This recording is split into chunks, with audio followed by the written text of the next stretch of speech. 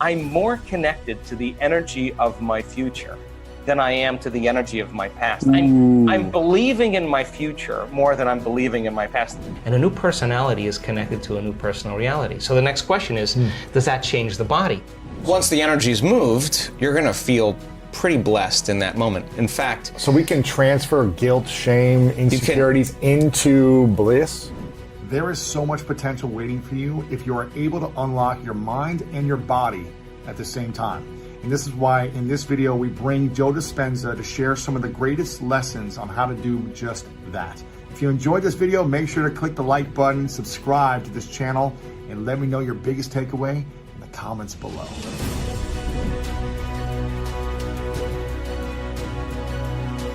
if you wanted a true relationship where it was fundamentally based on this concept called love. Now let's talk about that, because we practice this a lot in the work that we do. If you could truly begin to practice trading those survival emotions every day for elevated emotions, and you practiced opening your heart, it's a skill that has to take place where you move out of survival. So people say to me, well, I can't open my heart. I can't feel love. And I say, well, what do you practice feeling? Because whatever you practice feeling, you're feeling most of the time. And that feeling could be guilt, but you're so used to it, you wouldn't even know it's guilt. It just feels like you. Are most people practicing a feeling, or are they just reacting to how they feel? Well, they're reacting to their external environment. What's happening? Or they're reacting to some stray thought in their mind, and every thought produces a chemical. So if they have an unhappy thought, they feel unhappy. If they have a judgmental thought, it produces chemicals that makes you feel polarized, right? So, how much does one thought change your chemical body? Oh, that's an interesting question. So let's just we'll put this on hold okay, here. Yes. So the stronger the emotions that we feel from the problems and conditions in our life, the more altered we feel inside of us, the more we pay attention to what's causing it outside of us. So if you have an event in your life, an experience in your life that has a strong emotional charge to it, and you don't feel like your normal self, you feel this alarm system switch on. You're going to narrow your focus on the cause, and the brain's going to take a snapshot, and that's called a long-term memory, right? So then what people don't know is that every time they think about that event, they're producing the same chemistry in their brain and body as if the event was occurring. And that moment. In that moment. So the highly charged event is actually producing the emotion, and the body is so objective that it doesn't know the difference between the real experience that's creating the emotion and the emotion that the person is fabricating by thought alone. The body's believing. It's so objective, it's believing it's in the same environmental experience. So the highly charged emotional events, some people think of their ex, and the thought of that person makes them sick. Makes them feel out of balance. Wow. So, and one image, one thought in their mind makes them feel out of balance. So all you need is an image and an emotion, a thought and a feeling, a stimulus and a response, and you're conditioning your body emotionally into the past. So now, the memories, and this is just not in the brain now, it's in the body, okay? So now, that thought of that person is actually creating a response in the body that's consuming the body's energy for growth and repair, consuming the body's energy to create, because in survival, it's not a time to create. In survival, it's time to run, fight, and hide. So the problem is that it becomes a subconscious program. It's no longer a conscious process. It now is a subconscious process. So now the body has been conditioned into resentment, into unhappiness, into fear, anxiety, whatever it is. And so back to our concept of bringing love into your life. So you say to that person, okay, open your heart. And they're going to say, are you kidding me? I was injured. Yeah. I was hurt. I'm not going to do that. Let me see your cards first, right? Right. And once I see your cards, then I'll open up a little bit. So we protect this, right? So now in that state of survival, the research shows that the long-term effects of those stress hormones are pushing the genetic buttons that are creating disease. The body can't live in emergency mode for that period of time. So in a sense, the person is making themselves sick by thought alone. Their thoughts are making them sick, literally. So the problem is now the body is conditioned into the past, and it's the mind. Now once the body is the mind? The body becomes the mind emotionally. So now all of this energy stored in the body, and now the person now has to leave their unhappiness and step out into the unknown. They have to get out of the familiar feelings that has defined them. So they'll say, I can't really feel joy. I can't really feel love. And what they're really saying is, I've been conditioning my body emotionally so much into the past that I can't feel anything else other than what I know. Anger, resentment, pain, suffering. Psychology calls those normal human states of consciousness. Those are altered states of consciousness. So normal states of consciousness are these kind of negative feelings? No, I'm saying that those states of survival, people say anger, fear, those are normal things. Gotcha. No, those are in survival. Those are altered states. The survival chemicals are actually knocking your brain and body out of balance. You're out of balance in that moment. Mm-hmm. And if you keep doing that, the imbalance is now the new balance. And now you're altered emotionally. So back to the concept of love. Mm-hmm. So the person can theoretically, intellectually, philosophically say, oh, I want this type of person. She's got to be this way. He's got to look this way. He's got to be like this. And they're basically saying, I want something that represents all the things that I no longer want, right? And so they're creating with their brain and mind, which is perfect. The problem is that if you can't feel the emotion of your future, your manifestation of love before it's made manifest. Like people say, well, when my relationship happens, when I find Mr. Right, then I'm going to feel love. Like waiting for the outer environment to change, to take away this feeling of anger, resentment, emptiness. But they forgot that they create reality. In other words, when it finally appears that I'm going to feel love, that's cause and effect.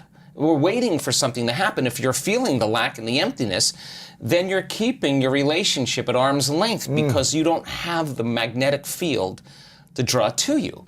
So the emotions that come from these energy centers, the lower energy centers in our body, do have frequencies, there's chemistry involved, but they have a different agenda. So now we ask the person, can you teach your body emotionally what the future will feel like before it's made manifest? That means you can't wait for your relationship to feel love. You have to reverse that battleship and understand feeling love now is going to be the magnet. And if you can hold the vision of your future, a clear intention, with a coherent brain, organize signals into the field, and you could actually crack this thing open and practice getting so present in the moment that you're not anticipating the next moment or trying to predict the future. And you're no longer romancing the emotions of your past. You can find that sweet spot of the generous present moment. The familiar past is the known emotionally. The predictable future is the habituation of autopilot, being unconscious, and programs. Those are both knowns. There's only one place where the unknown exists. That's the present moment. So if you could work with your body to the point that it trusts you enough to feel so safe that you have conquered it in a certain way that it could actually relax into the present moment, and it's not worried about what's going to happen next or what's going on around you, or that you need to eat, you need to pee, you need to move. You got beyond all your drives and you're ready to create. That moment where you're present, if you could begin to work with your heart and start to breathe and start to practice feeling love. In the beginning, it would feel foolish or gratitude. Why would I feel love if it hasn't happened? Well, that's because you've been hypnotized into waiting for your world to change to feel the emotion from the experience. Wow. But according to the quantum model, your emotion ahead of the experience, when you combine that clear intention with the elevated emotion, and you feel love, your body's so objective that it's actually believing it's living in that future in the present moment. And your body now is beginning to change. You are beginning to change your biology to reflect what you're about to experience in your future. So the stronger the love you feel, the more altered you feel inside of you, the more you're going to pay attention to that picture in your mind. Stimulus, response, memory, emotion, thought, and feeling. But now you're remembering your future instead of remembering your past. And biologically, it's actually the same. How do we, remembering your future as opposed to remembering your past? Right, it's the same thing biologically. The body experiences it the same way by thinking and imagining something that hasn't happened yet, but it will happen. Okay, well, and imagining something vividly from the past that happened. Sometimes our brains trick ourselves in thinking it happened a different way, doesn't it? yeah, but that's incidental. It's none of your business how it happened. In fact, It's how we interpret it. Exactly. It's your perception, right? So then the stronger the emotion you feel from some outer experience in your life, the more altered you feel, the more the brain freezes the frame and takes a snapshot. Well, now you're freezing a frame in the outer environment. But if you're truly in the present moment and you know exactly what you want, and you begin to teach your body emotion, start practicing opening that heart, it's amazing what happens. The moment that heart begins to open, we've measured this so many times, Lewis, on a scan, on a real-time brain scan. When the heart moves into this kind of rhythm, when you're feeling frustration, when you're feeling impatient, when you're feeling resentment, you are stepping on the gas pedal and you're stepping on the brake at the same time, and the heart is pumping against a closed system, and it causes an erratic beat. It becomes incoherent. And energy literally leaves the heart. Now, you no longer believe in your future. You can't put your heart into your future. You can't trust the outcome because there's no energy there. It's being used and consumed somewhere else, so energy is leaving the brain as well. But once energy starts to move into the heart, we've seen this so many times, and it starts to beat in this rhythm, like banging a drum or dropping a pebble in water, pebble after pebble. The heart begins to create a wave of energy right to the brain, like taking a big sheet and going like that. And then all of a sudden you see this wave, and the brain gets this rush of energy, and that change in brain wave patterns, that change, that wave is carrying information. And the person starts to get a very clear idea. They see their future very clearly. Now that energy is causing them to move into very coherent alpha brainwave patterns, which is the state of creation. This is when you no longer hear the voice in your head that's talking to you, that you listen to and believe is the truth. I'm not good enough. Yeah, whatever that is. That's called the default mode. It suppresses the default mode network, and the next thing you know, you start seeing in pictures and images. You start dreaming. And that's the imagination, that's the creative state. So now, you start naturally imagining the heart is the creative center. We gotta put our heart into our future, it better be open and activated. So now, when you start falling in love with your future, oxytocin is released in the brain and in the heart. Oxytocin signals nitric oxide. Nitric oxide signals another chemical called endothelial-derived relaxing factor. And just like when your sexual organs get filled with blood because you're aroused, the same thing happens here as it would happen somewhere else. And literally the arteries in the heart and lungs engorge, and now your heart feels full and it's thumping in order, and you're in the present moment. Now, once that happens, and it's beating in rhythm, the heart produces an external magnetic field up to 3 meters wide. Now, you're in survival, you're drawing from the field and turning into chemistry. When you get energy in the heart, it's causing a change in the brain, and all of a sudden it's resetting the baseline for trauma, and now here you have a magnetic field. Now the heart is your magnet. It is the center of creation. And now that energy is frequency. And frequency carries information. And you can lay the thought of your new relationship on that energy because it's consistent with it. You cannot lay the thought of your new relationship in need. That's a different energy. What do you mean in need? Well, if you're feeling... I'm needing someone to love me, yeah, a of course, that's a partner. different frequency. That's a different energy. What happens when you're in a need state as opposed to an attraction state? Well, you're in lack. So now you're trying, you're grasping, you're controlling, you're forcing, you're trying to predict, you're overthinking, overanalyzing, and that's how people live their relationships. So then if you are going to prepare your brain and body for a new relationship, then you would have to become love completely every day. And that signal then that you're sending out into the field can carry the thought of your health, your wealth, your relationship, or whatever. But here's the cool part. When the heart is activated like that, and you feel so whole, so in love with life, so satisfied in the moment, so exuberant, that it's impossible to want. Now you're no longer in lack. Now you're so whole that you will magnetize wholeness in your life. The person who's the person that fits the mold energetically, that would be the same as you and yet complement you, so that the two can become one, right? And then, instead of in contrast, in union, you exchange information equal to that emotional state. In other words, people use each other to reaffirm their dependence on certain emotions. You have certain people you complain with about politics or whatever. They complain back about their lives, and you use each other to reaffirm, some type of belief or something. Belief right? Yeah. about life. Emotionally, you have emotional agreements on things. Well, that emotion is energy, and energy is frequency, and frequency carries information. So you share the same energy, you share the same information, but that's what people do in their lives. But now, in a true loving relationship, when you're truly in your heart, then the question is, what would love do in the relationship? And when your heart is open, it's no longer about you. Yeah. It's about how I feel so amazing with you. I feel even more amazing, but without you, I'm still whole. And so now I'm no longer in need or lack.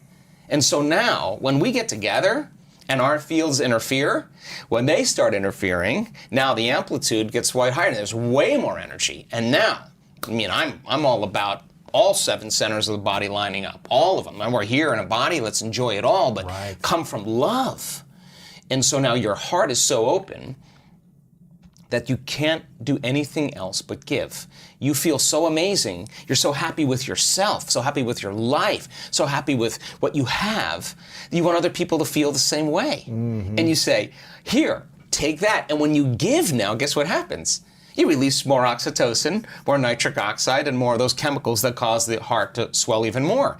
Then all of a sudden, your immune system gets stronger, and all of a sudden your body starts feeling better, you start having more energy, and now the constructive interference between two people that are coming together in wholeness and no longer dependence or lack or separation or need is a different game. So then what they do to protect, to nurture, to grow, to evolve that love is one of the most important things that they have. Not because they're doing it out of obligation or because they're married or whatever.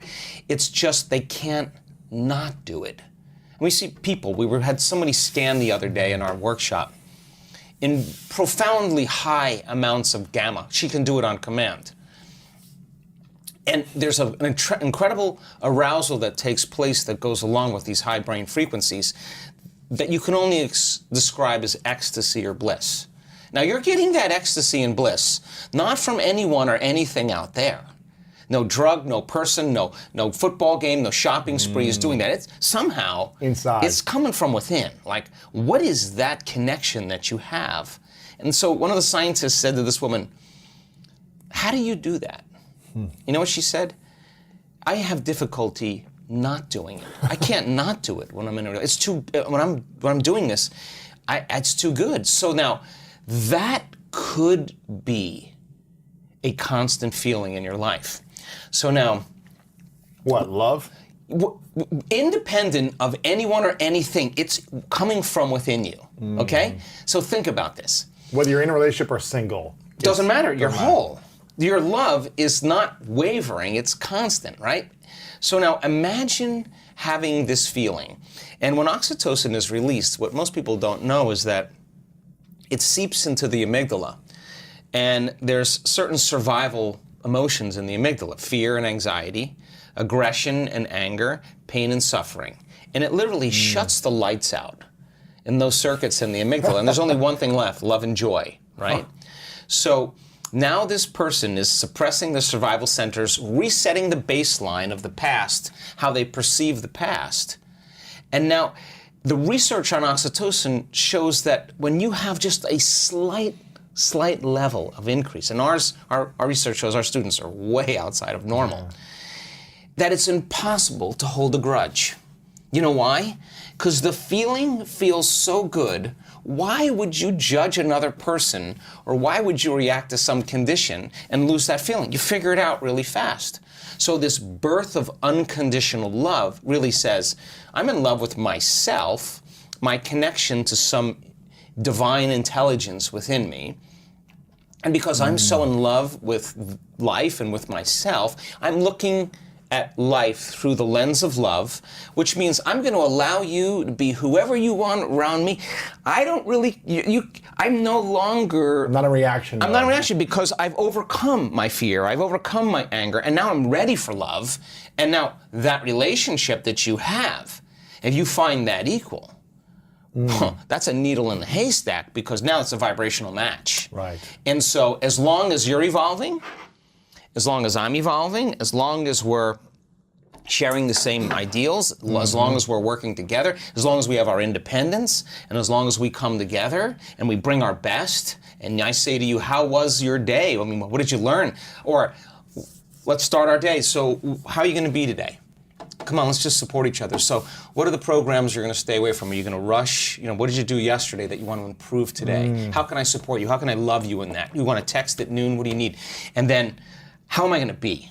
Okay, tell me how you vocalize it, articulate it, so that now I understand your intention and I can support. That's good. And so then, when the person can articulate it, what are they doing? They're rehearsing in their mind who they're going to be, and so now they're becoming conscious of that future. And then they have to work on staying conscious of their unconscious programs, and by articulating that, they're going to not let those thoughts slip by as well. So then, now you have two people in evolution. It's no longer about all the other things. It's not about the money. It's not about the sex. It's not about the weight. It's not about the diet. Those are all things that we already know. This is something else. This is a whole nother level where when you exchange and evolve on this level, it's the most important thing, because now you see that person as a mirror. Oh my God, she did amazing. I'm in love with her. I admire her. Wow, she's got it going on. She executed today. She got her behaviors to match her intentions, and I want to celebrate her. Like wow, I'm in awe. That to me, you don't work on that. You work on you. Everybody works on themselves, and then they bring their best. And if they're not at their best, excuse yourself and get back to your best. And if you tell me it's that person or that circumstance, we went back to the unconscious program of being a victim. Nothing wrong with that. Nothing wrong with reacting. But the next question is, how long? I'm going to stay in this mode. Right. Or do you want help getting out? Right. Yeah, right? So I think that when you start feeling those elevated emotions and your energy is synchronized, right? And you got a Wi-Fi signal. Right. You got a signal. You're connected. You're 5G. You're connected. And you're connected. And what are you connected in? In this sense of wholeness, this sense of love, this sense of joy, this satisfaction with yourself and your life. And when I watch this, Louis. I mean, people come to our events for all kinds of reasons. Some people come for health. Some people come for wealth. Some people come for relationships. It's really funny, and they show up. Angry people. They're angry with themselves. When they're angry with themselves, they'll be impatient and angry with others. People who are unhappy with themselves will punish other people so that they can feel their unhappiness. Or is it to get their anger out, or is it why? No, because that's who they are. That's the emotion that's driving their behaviors. People who are in love with themselves will find love in others. People who are happy with themselves will find something that they can connect with. They won't see all the flaws. They'll see some part of them that they want to enjoy. I mean, so if you're in a relationship and you've scrubbed the cupboard and you've taken out all those skeletons and you've looked at them and you said, I don't want to bring this into my relationship. I don't want my insecurity to be there. I don't want my fear to be there. I don't want my judgment to be there.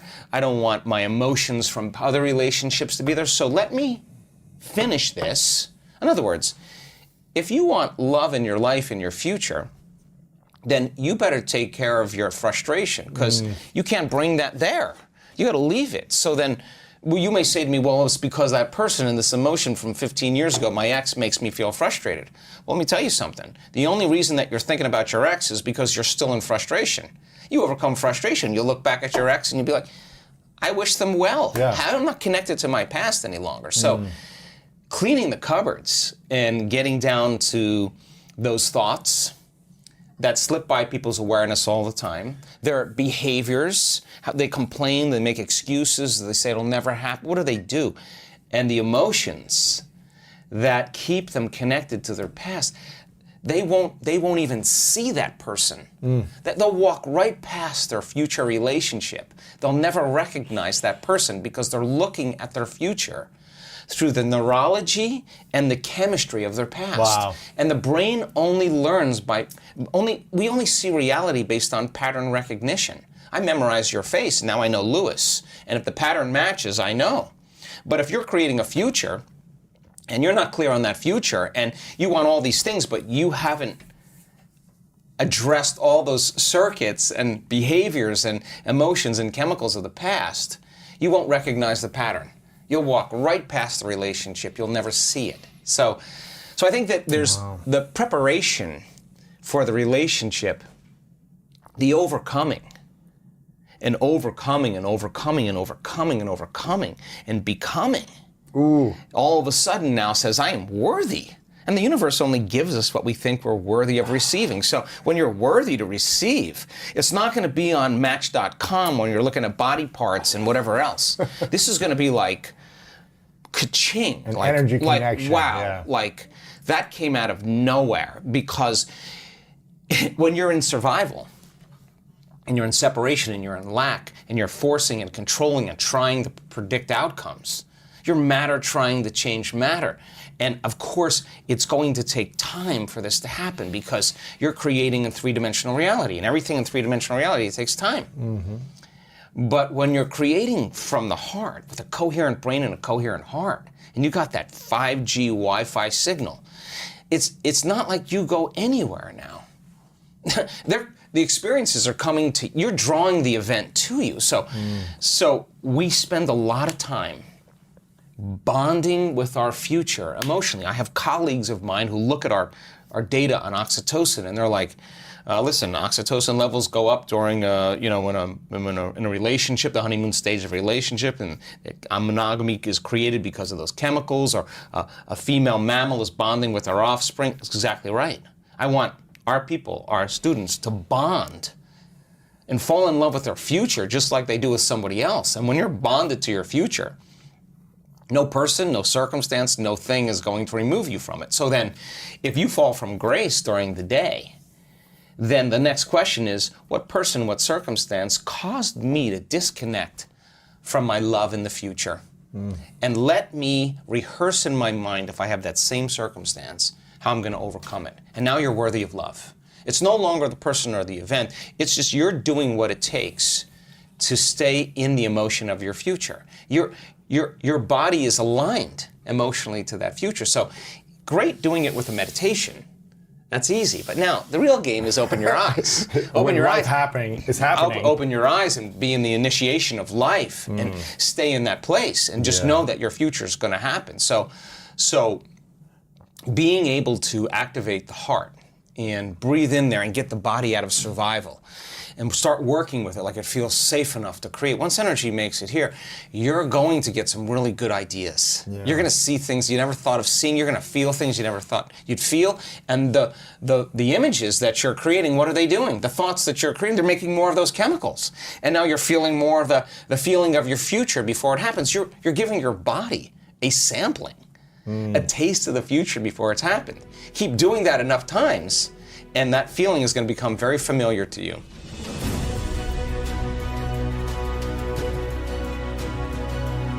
Now, you've been working with teaching people how to heal themselves with their minds, right? Overcome disease, overcome any type of chronic illness or pain through the mind, the principle of the mind. I grew up in a religion called Christian Science that did not use medicine. I didn't get vaccinations when I was a kid. My dad wouldn't let me go to the hospital. He wanted to use thought, prayer, the mindset to overcome any pain or any physical ailment. And so this is something that I was learning in a different way as an early kid. When did you start to learn about this philosophy or principle or truth and start applying it to your life? Well, I got run over by a truck in a triathlon in 1986 on a biking portion of the race. I broke 6 vertebrae in my spine, and I was told that I'd never walk again.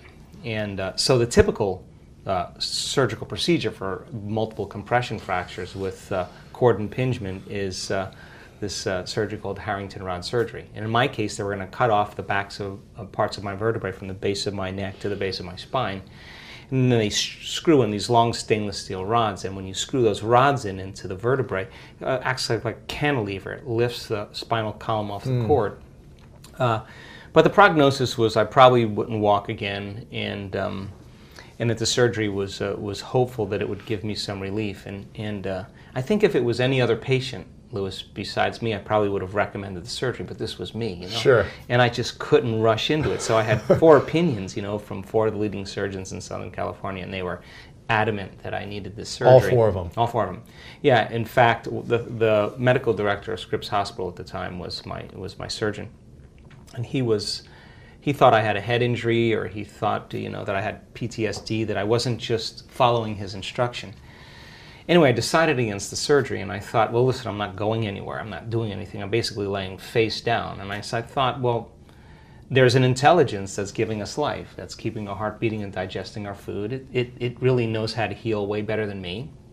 And this innate intelligence is what's giving us life. And I thought, well, if it's an intelligence, it's a consciousness. And consciousness is awareness, and awareness is paying attention. So it must be paying attention to me. So I said, look, maybe I'll just spend the rest of my time trying to connect to this intelligence and give it a plan, give it a design, give it a template. And when I was really present and complete with that design, I would surrender this creation to this greater mind and allow it to do the healing for me. And the other thing I said is I'm not going to let any thought slip by my awareness that I don't want to experience. Now that sounds really easy, right? But when you're faced with crisis or trauma, we tend to focus on what we don't want to have happen instead of what we do want to have happen. So I started on this journey. I decided against the surgery, and it was a big revolution at the time. And I went through 6.5 weeks of hell. I just could not get my mind to do what I wanted it to do, because I'd start reconstructing my vertebrae and imaging an outcome, and then I'd start thinking, I'm going to be living in a wheelchair, or should I sell my practice? So you were thinking about the way you wanted your body to look and feel in your mind. I reconstructed every single in vertebrae. The mind. Yeah, in my mind. I wanted to show it exactly 3-dimensionally. Yeah. In your mind. In my mind. You're not drawing it out or no. In my mind, I was reconstructing. You're visualizing it. Yeah, visualizing it. And I wanted to say, look, take a look at that, because this intelligence is always present, right? So we got to be present with it. So I'd start off reconstructing my spine, and then I'd be like, oh gosh, should I sell my practice? What if I live in a wheelchair? And you practice chiropractic practice at the time? Yeah, in Southern California, in La Jolla. So I couldn't get my mind to do what I wanted to do, and then after 6 weeks, I just went through the whole thing, and I felt like I hit a golf ball right in the sweet spot. Something clicked, and from that point forward, what took me 2.5 or 3 hours to do, I was able to do in 45 minutes. I was firing and wiring, you know, these new circuits, and I was practicing paying attention. And then all of a sudden, I started noticing dramatic changes in my health like this. And the moment I started noticing changes in my body, what was going on outside of me, I started correlating at what I was doing inside of me. Now I was just hooked, and I just started doing it with more passion and more sincerity. Anyway, back on my feet in 10.5 weeks, back training at 12 weeks, back in my clinic, and I just made a deal with myself that if I was ever able to walk again, I'd spend the rest of my life studying the mind-body connection and mind over matter. And then that led me to just stop everything in my life. I just wasn't the same guy. I'd just been initiated into something, and sold my practice, sold my home. You sold it all. Sold it all, moved to the Northwest, and just started asking bigger questions like, who am I? Why am I here? What are we doing? What happens when we die? And how did all this happen for me? What was the process? So I started studying the science behind it, and I couldn't find it in any conventional textbooks, because this was unconventional, right? And miraculous is kind of unconventional. So I started studying quantum physics and neuroscience and epigenetics, and it started making sense. I started building this model of understanding. Then I asked the fundamental question, has anybody else done it? So then I traveled to 17 different countries and interviewed hundreds and hundreds of people with serious health conditions that were treating either conventionally or unconventionally. They were staying the same or getting worse, and all of a sudden they got better.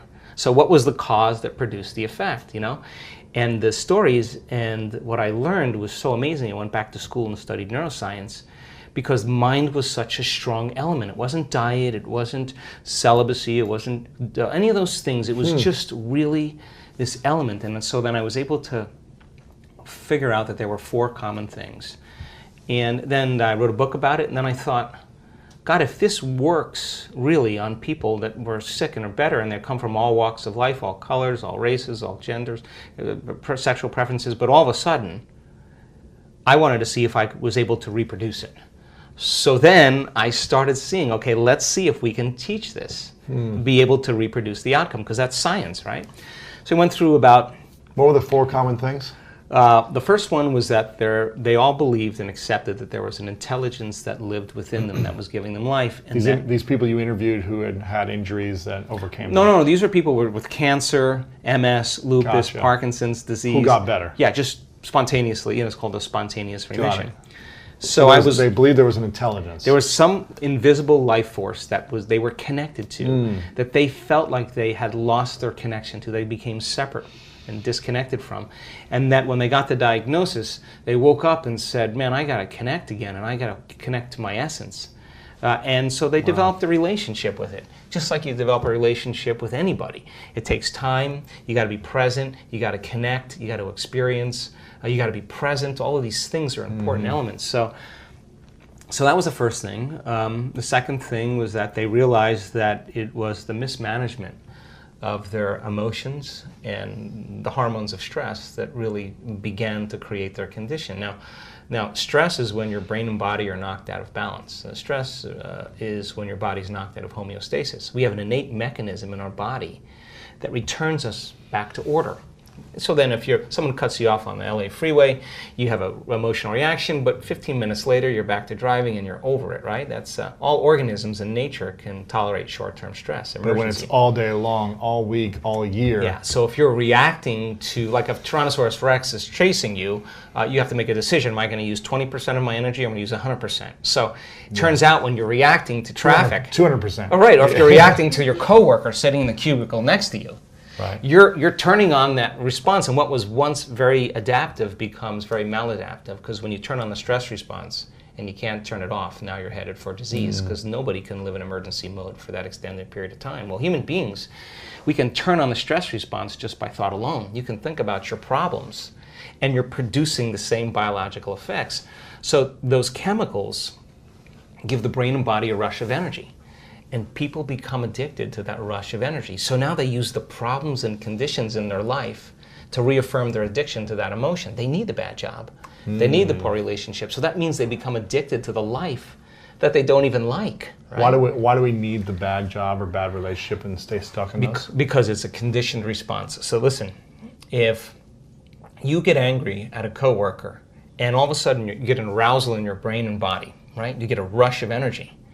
When you start noticing that your body starts dropping, your brain starts noticing your energy starts dropping, you're automatically going to have the image of the coworker in order to what? Give your body the next jolt, right?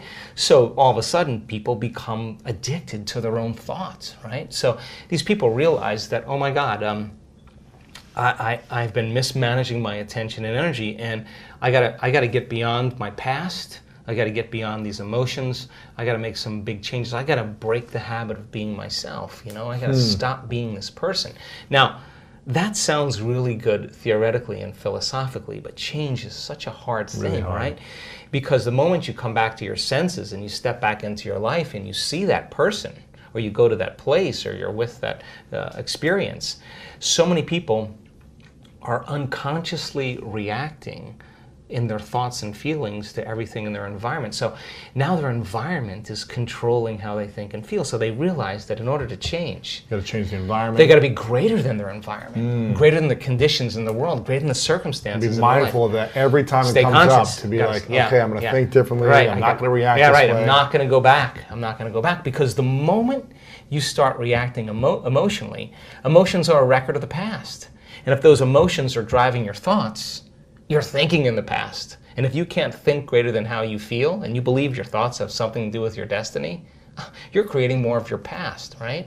So it turns out that the repetition of thinking and feeling and feeling and thinking, these loops that people get caught in, condition their body to subconsciously become the mind of that emotion. Which means now their body as their unconscious mind is believing they're living in the same past experience 24 hours a day, 7 days a week, 365 days a year. What's the relevance behind that? Well, the latest research on genes says genes don't create disease. It's the environment that signals the gene that creates disease. The emotional environment or the physical environment? Your environment, any environmental reaction. But if you're reacting emotionally to your environment the same way, you're signaling the same gene in the same way, and now you're headed for a genetic destiny. So the hormones of stress push the genetic buttons that create disease. If you can turn on the stress response just by thought alone, your thoughts could make you sick. And if your thoughts could make you sick, is it possible that your thoughts could make you well? So they began to realize that, oh my God, the repetition of thinking and feeling and feeling and thinking caused me to feel guilt, and I don't even know it's guilt, it just feels like me. It's just, I'm used to this same chemical continuity. Now, the moment they decided to change, anytime you decide to change and change anything about yourself, get ready because it's going to feel uncomfortable. It's going to hurt. You're going to leave the known. Yeah. You're going to leave the familiar and you're going to step into the unknown. Even if the familiar is uncomfortable and painful, Right. It's still going to be painful leaving the pain. Right, because some people are super happy being unhappy. Right. So then they would rather cling to their suffering than take a chance in possibility. So these people said, I really have nothing to lose, right? So then they said, I'm willing to be uncomfortable and be in the unknown. And it turns out that's the perfect place to create from. So when the body is conditioned to become the mind, then to change is to be greater than the body, right? How do we become greater than the body? Well, that's a whole nother conversation. But let me finish this, Yes. okay? So the third thing they said was, okay, so now that I know that I got to break the habit of being myself and I can't mismanage my thoughts and feelings, I got to change how I act, I got to watch how I speak, I got to become conscious of how unconscious I am, because 95% of who we are by the time we're 35 years old is a set of memorized behaviors, like a computer program, emotional reactions, unconscious beliefs and perceptions. So the first step to change is to become conscious of how you think, to notice how you act, to pay attention to how you feel. And the act of observing those states of mind and body separates you from that program. Now you're the consciousness observing that program. It turns out the more conscious you become of how unconscious you are, lighting a match in a dark place, that first step creates enormous amounts of chaos in the brain and body. And it's disturbing, so people just go back to the same addiction, the same emotion, the same problem. This feels better. No, that feels familiar. So they said, okay, now I got to change. I got to reinvent myself. Now this is really important because they started sitting down and thinking, okay, who in history do I admire? Who are great people, role models that I could follow? What are the qualities and characteristics that they have? How am I going to change? These are what we call frontal lobe questions. The creative center of the brain switches on and the emotional center settles down. So then they started thinking, how would I have to be in a new life if I was really going to heal? What would I have to change about myself? Now, there's this interesting phenomenon that if you close your eyes and you begin to think about doing something, you're an athlete, you understand this. If you're a background in football and you are running a pattern or you are doing something, you would rehearse it in your mind. Yeah. Turns out that the act of mentally rehearsing something when you're truly present, your brain does not know the difference between what's going on out there and what's going on in here. In fact, your brain will begin to look like you've been doing it for the last 5 days and you've never run the course. So now your brain is no longer a record of the past, because typically it is. Now it's a map to the future. So now you're priming your brain. So that became the very platform. Experiments with piano players. You take a group of people that never played the piano before. You divide them into 2 different categories. You take one group of people, you teach them one-handed scales and chords. You do a brain scan on them. They come and practice for 2 hours a day for 5 days. At the end of 5 days, if you rescan the brain, they grow new circuits on the opposite side of the brain. Nothing magical there. You learn something new. Learning's making new connections. Get some instruction. You get instruction. You get your body involved. You get your body involved, you're going to have an experience. Experience enriches the brain. Pay attention to what you're doing. You got to pay attention and repeat it. Firing and wiring. You're going to assemble new circuits. You can take the other group of people, have them come for 2 hours a day for 5 days, do a brain scan before, the brain scan after. Have them close their eyes and mentally rehearse playing those scales and chords. At the end of 5 days, they'll grow the same amount of circuits in their brain as the people who actually physically demonstrated the action. What does that mean? It means not only do they change their brain by thinking differently, but their brain looks like they've been playing the piano for 5 days. Now set them in front of a piano. Never played the piano before. They'll play those scales and chords because their brain is wired to play it. So now, the act of rehearsing who they're going to be, what are the qualities, and beginning to get in this creative state, began to lay down the circuits of a new personality. And a new personality is connected to a new personal reality. So the next question is, does that change the body? Take a group of men, have them do one-handed curls in their mind, and bring an emotional component like stronger, harder, more intense, 1 hour a day for 2 weeks. At the end of 2 weeks, 13.5 increase in muscle strength. Wow. Never lifted a weight. Now their body is changing by thought alone. So these people began to reprogram their brain and body. And all of a sudden, they began to act differently. Why? Because they installed the circuits. They began to think differently, of course. They began to feel differently. They were no longer feeling pain. They're actually liking themselves, right? So then if they're living by a different emotion, and they're feeling an elevated emotion before they're healing, before they were healed, they're not waiting for their healing to feel joy and gratitude. They're feeling gratitude and joy. Now their body's believing that it's healed because the body's feeling the emotion ahead of the experience. And if the environment signals the gene and the end product of an experience in the environment is emotion, you're signaling the gene ahead of the environment. And what do genes do? Genes make proteins. And what are proteins responsible? The structure and function of the body. Now you're literally becoming somebody else. And now you're turning down the genes for disease and you're turning up these other genes. So I started to realize that this reinvention process is exactly what we've always done. It's just that we get complacent in certain areas of our life and we stop. Now the last thing they had in common, the fourth thing, is that when they were doing that rehearsal process, that they had long moments where they lost track of time and space. In other words, they were so involved in their inner world of imaging that when they turned the light on in the room or they lift their blindfold up or whatever they were doing, they thought it was 20 minutes later, and it was an hour and 20 minutes later. And when you're truly focused and you're truly paying attention and you're in the present moment, all of a sudden, you will leave this three-dimensional reality. And when you leave this three-dimensional reality, there's only one other place you go, and that is the realm of thought, and that's called the quantum field. And that quantum field is where all possibilities exist, right? So they were connecting to a field of information that had everything to do with the first principle, which is that invisible intelligence that's both within us and all around us, personal and universal. It is the unifying field that governs everything material in this world. And if you're going to change something material, that means you got to get beyond your body to heal your body. Right. Because if you're your body trying to heal your body, there's one thing that we can guarantee: it's going to take time. It's going to just take a long time because you're playing by the rules of Newtonian physics. You play by the rules of quantum physics. Energy dictates matter. So when you're truly in the field and you're making changes there, then the downward cascade, neurologically, biologically, chemically, hormonally, genetically, is the side effect of what's happening in the field. It accelerates. It accelerates it, exactly. So you do it in less time because you're more connected to a realm that doesn't play by time.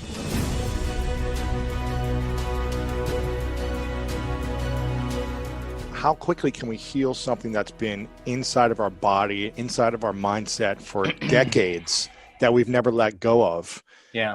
And it's a part of us. How quick are we able to do that from past trauma? Yeah. Well, here's the deal with trauma, and it's kind of an interesting thing because when you're traumatized, some threat or some danger or some condition in your outer world, through your senses, is changing how you feel in your inner world. And the quotient of change between the way you normally feel in some alarm state, when you change your internal state and move into that emergency mode, you narrow your focus on the cause, and the brain freezes an image and takes a snapshot, and that's called a long-term memory. And now that image is branded holographically into the brain. So then we remember experiences better because we can remember how they feel, and that memory then changes the person's biology. So they think neurologically within the circuits of that experience, and they feel chemically within the boundaries of those emotions, and how we think and feel becomes our state of being. So now the person biologically is changed, and many times it's the strong emotion that begins to select and instruct the gene that creates disease. Why? Because if the environment signals the gene, and that's a truth, that's epigenetics, and the end product of an experience in the environment is an emotion, the emotion that you feel from that event is literally selecting the gene for you to begin to change. And the genes make proteins. And so the person, if it's strong enough, begins to wear their trauma, not just in their brain. Now it's in their body, because every time they think about that trauma, every time they review it, every time they keep creating the imagery, they keep firing and wiring the circuits in their brain, and they keep feeling the feeling emotionally in their body. And their body is so objective that it's believing it's living in the same past experience 50 to 100 times a day. And all you need is a stimulus and a response, an image and an emotion, a thought and a feeling, and you're conditioning the body into the past. Well, you're conditioning the brain and body into the past. And it doesn't matter if the actual event happened to you or not, because if you have the image, what I'm hearing you say, it's still going to connect to the body. So like what's happening right now is people are consuming probably more than 50, 100 pieces of media talking about trauma in the world right now. Right. Is that causing more physical damage on our bodies without actually having it physically hurt us? Well, let me finish that thought, and Yes, then go people ahead. can answer that question. Mind-blowing. So then you asked, is it possible then that people can heal that quickly in 1 week? Yeah, because what if they create an inner event that carries an amplitude of gratitude or joy or freedom, break through from the chains of the past? And when the body is liberated and you feel that elevated emotion, the stronger the emotion you feel from that breakthrough, the more you're going to pay attention to the image in your mind. And now you're beginning to brand new circuitry in the brain, and your body's being conditioned into a new future. And the stronger the emotion you feel, and the more you pay attention to the picture, the more you're conditioning the body over time to the future instead of the past. So now you keep knocking on that genetic door emotionally, then that emotion ultimately signals a new gene that upregulates that gene to produce better proteins. And the person then all of a sudden starts healing. And we have research to show that people can do that in 4 days, signal genes to reduce cancer cells and growth, to signal stem cells to suppress, to go to active tissues and repair them and regenerate them and suppress inflammation. We have research to show that you could change the number of brain cells you have just by doing this properly. And so now all of a sudden, a person starts changing. In 4 days, yeah, you can start to reverse some of the damage you've done in your body, depending on the degree of damage, it sounds like, but in 4 days, by simply replacing the imagery, the visualization, the acknowledgement to a different emotion, an emotion of joy, gratitude, peace, perspective, acceptance. I'm assuming these things. A vision of your future. A vision of what you want that's positive, as opposed to a vision that is tied to a negative event of the past over and over every single moment of the day. Your body will start to heal, your immune system will start to heal, and you'll start to shift your genes. Gene expression, absolutely. What's the difference between gene expression and just genes? Well, you come with a lot of genes, and they're just a library of potentials. They're just a storehouse of information, of possibilities. So then you got to get the right signal, the right lock into the key that begins to select and instruct genes that cause genes to make different proteins. And you can regulate so many different genes, the same genes, you can regulate them differently. So when they upregulate, they start producing really healthy and robust proteins. And that's enzymes, that's tissue, that's structure, that's function, that's hormones.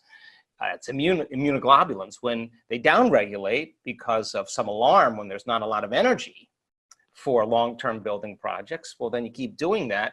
Then the body starts producing cheaper proteins. It's a different signal. It's not a time for growth. And so now to answer your other question, then it makes sense then that if you have been if you had experience of trauma, say, for example, and it's created the feeling of fear, and your fear is that it could happen again. And you don't know this, but every time you think about that future, that possible worst case scenario, and you feel the emotion, you're conditioning your body to become the mind subconsciously of anxiety. So now, all you need now is some cue in your outer environment that says it's unsafe, that there's damage there, that you're a victim, something's bigger than you that could have an effect on you. Well, now that feeling of fear is going to cause you to think thoughts equal to it. So the person then no longer needs the environment to feel that fear. They just have to have the thought about that condition now. And now they're literally knocking their brain and body out of balance by thought alone. And the body's constantly living in emergency mode. And it takes a lot of energy, a lot of resources to live in emergency mode all the time. All the time. Guess what system becomes compromised by it? Immune system. Your immune system. Why? Because you have two protection systems. You got a system that protects you from dangers in your outer world. That's the gas pedal. That's the sympathetic nervous system. That's the fight or flight nervous system. Danger, threat out there. Use all the energy because you gotta survive. And when you survive, you got to take care of your body. So Right. So now that system can work really well short term. It doesn't work really well if you keep it on all the time. Because if you're mobilizing all that energy for some threat in your outer world, there's no energy in your inner world for growth and repair. There's no energy for long-term building projects. And energy leaves the brain and it leaves the heart and it moves into these lower centers because now you're tapping the body's resources because there is an emergency. But whether the emergency is real or imagined, whether your anger is valid or justified or not, that you're tapping the body's very energy to heal by doing this. And the immune system says, well, we're part of really the other nervous system. We're the brake. We're the clutch. We need to get into relaxation. We need to get back into balance again. And when we do, then we'll metabolize. Then we'll assimilate. We'll reproduce. We'll excrete properly. Mm-hmm. So now you got this kind of battle between the gas pedal and the brake. And the immune system says, hey, listen, if there's foreign agents, if there's viruses, bacteria, molds, funguses, listen, we don't have a whole lot of energy here to deal with them because we're fighting this war out there. There's no homeland security. So they shut down certain receptors in the immune system. They shut down function of those lymphocytes, those white blood cells that are your inner army of protection. And it takes a lot of energy to fight a virus and a bacteria. But if there's no energy, hey, listen, it takes energy to raise the body's temperature. Where do you think that comes from? That's part of that branch called the autonomic nervous system. And the sympathetic, the gas pedal, is part of it. And the parasympathetic is the clutch, is part of that autonomic nervous system. And it's a check and balance. But so you stay in emergency for an extended period of time. And now you're exposed to some antigen or some external substance, some foreign agent, and there's no energy to deal with it, then you are victim to your environment, because every time you react to your environment and you say that person, that circumstance is controlling the way I feel and the way I think, if something outside of you is controlling your feelings and thoughts, then it makes you a victim to your environment. So then, so you will be more victimized, or you could be more of a victim to other things in your environment. People don't understand this consciously because it's a program subconsciously. So now, if you begin to strengthen your inner environment now, this is where our work comes in, because we have research to show that when you place your attention right here in your heart, this center right here, this is the beginning of our divinity. This is our center of oneness, our wholeness. This is where we begin to feel love, gratitude, compassion, kindness, care, freedom, joy. It's all these elevated emotions that are heartfelt emotions. That our research shows that when you begin to teach people how to open this center, and you teach them a formula on how to practice it, that if they did that for 4 days, that they would begin to strengthen their immune system by 50%. And now let me tell you why. Because in the center is your heart, but what most people don't know, there's another gland in there called the thymus gland. Thyme leaf, it's named after the thyme leaf. And the thymus gland has two functions. It has an endocrinological function. It makes growth hormone. That's our youth center. And it makes strong immune chemicals, and it has an immunological function. So when you're living by stress and your heart is racing and you're stepping on the gas and the brake at the same time because you can't run, you can't fight, you can't hide, and you got the gas and the clutch going, energy is going to leave the heart and it's going to the adrenal center, and you're going to cause contraction in the arteries in your heart, and this center will shut down from blood flow. And so there's no energy in the heart. So you teach a person then how to begin to open the center and to start feeling elevated emotions through their heart. And you teach them how to switch or convert from the sympathetic nervous system to the parasympathetic nervous system. Well, all of a sudden now, this thymus gland, which normally shrinks with age, starting at puberty, the fountain of youth now, all of a sudden begins to get new blood flow.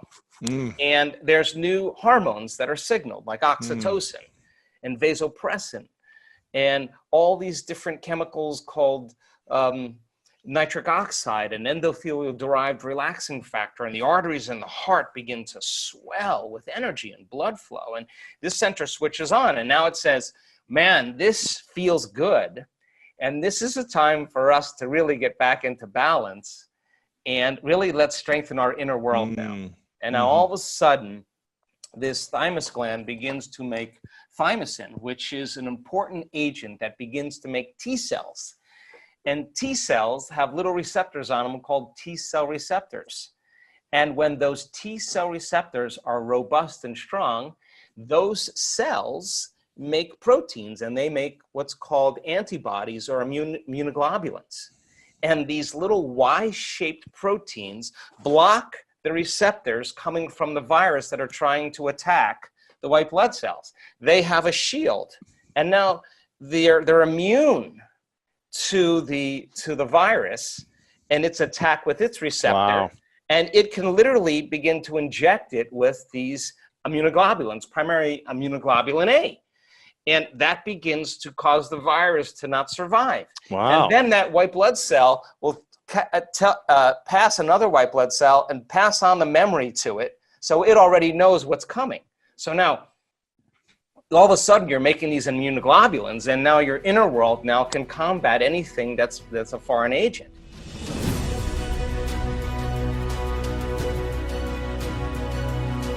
Why is this stuff really taking off now in the last year and a half? Because you've been doing this work for a couple decades now, right? Yeah. 2 decades? Yeah, just about, yeah. Almost 2 decades. And you've been in tons of documentaries, movies, you've been doing interviews for a long time, but really it's taken off in the last year. And you said, because now we have evidence about a lot of things that you're working on, the things that you've been believing for so many years that you knew worked for you, and you saw transformation with yourself. We're not going to go into your accident because that's in the last interview. But now we have proof and evidence and science backing all this. And how did that start to happen? Yeah, it's a great dialogue because I think this is a time in history where it's not enough to know. This is a time in history to know how. And if you rewind the tape 10 years ago, you know, information was the thing that stimulated thought, stimulated new ideas. And as we learn new things, we make new connections in our brains. So as we begin to add new stitches into that three-dimensional tapestry in our mind, we're beginning to cause our mind to function in new ways. But the key then is to apply it, to personalize it, to do something with it. And 10 years ago, when I got in front of an audience and talked about the application, nobody wanted to step outside that philosophical, theoretical, intellectual realm, right? Because doing something means you're going to have to change something about yourself. Painful. Yeah, you're going to get uncomfortable, right? And I think we're in an age of information, and in an age of information, ignorance is a choice.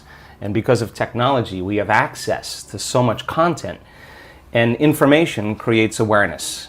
And awareness is consciousness, and you can't have consciousness without energy. They work together. So there's an energetic change, I think, that's taking place in the world right now where people are so informed that old models, old paradigms are beginning to break down, whether it's the medical model or the religious model, the education model, journalism, the economy, politics. It's all beginning to come to the surface because something else has to come out. And I think that one of the things that people are realizing is that you don't have to be a Buddhist monk to do this or a nun with 40 years of devotion.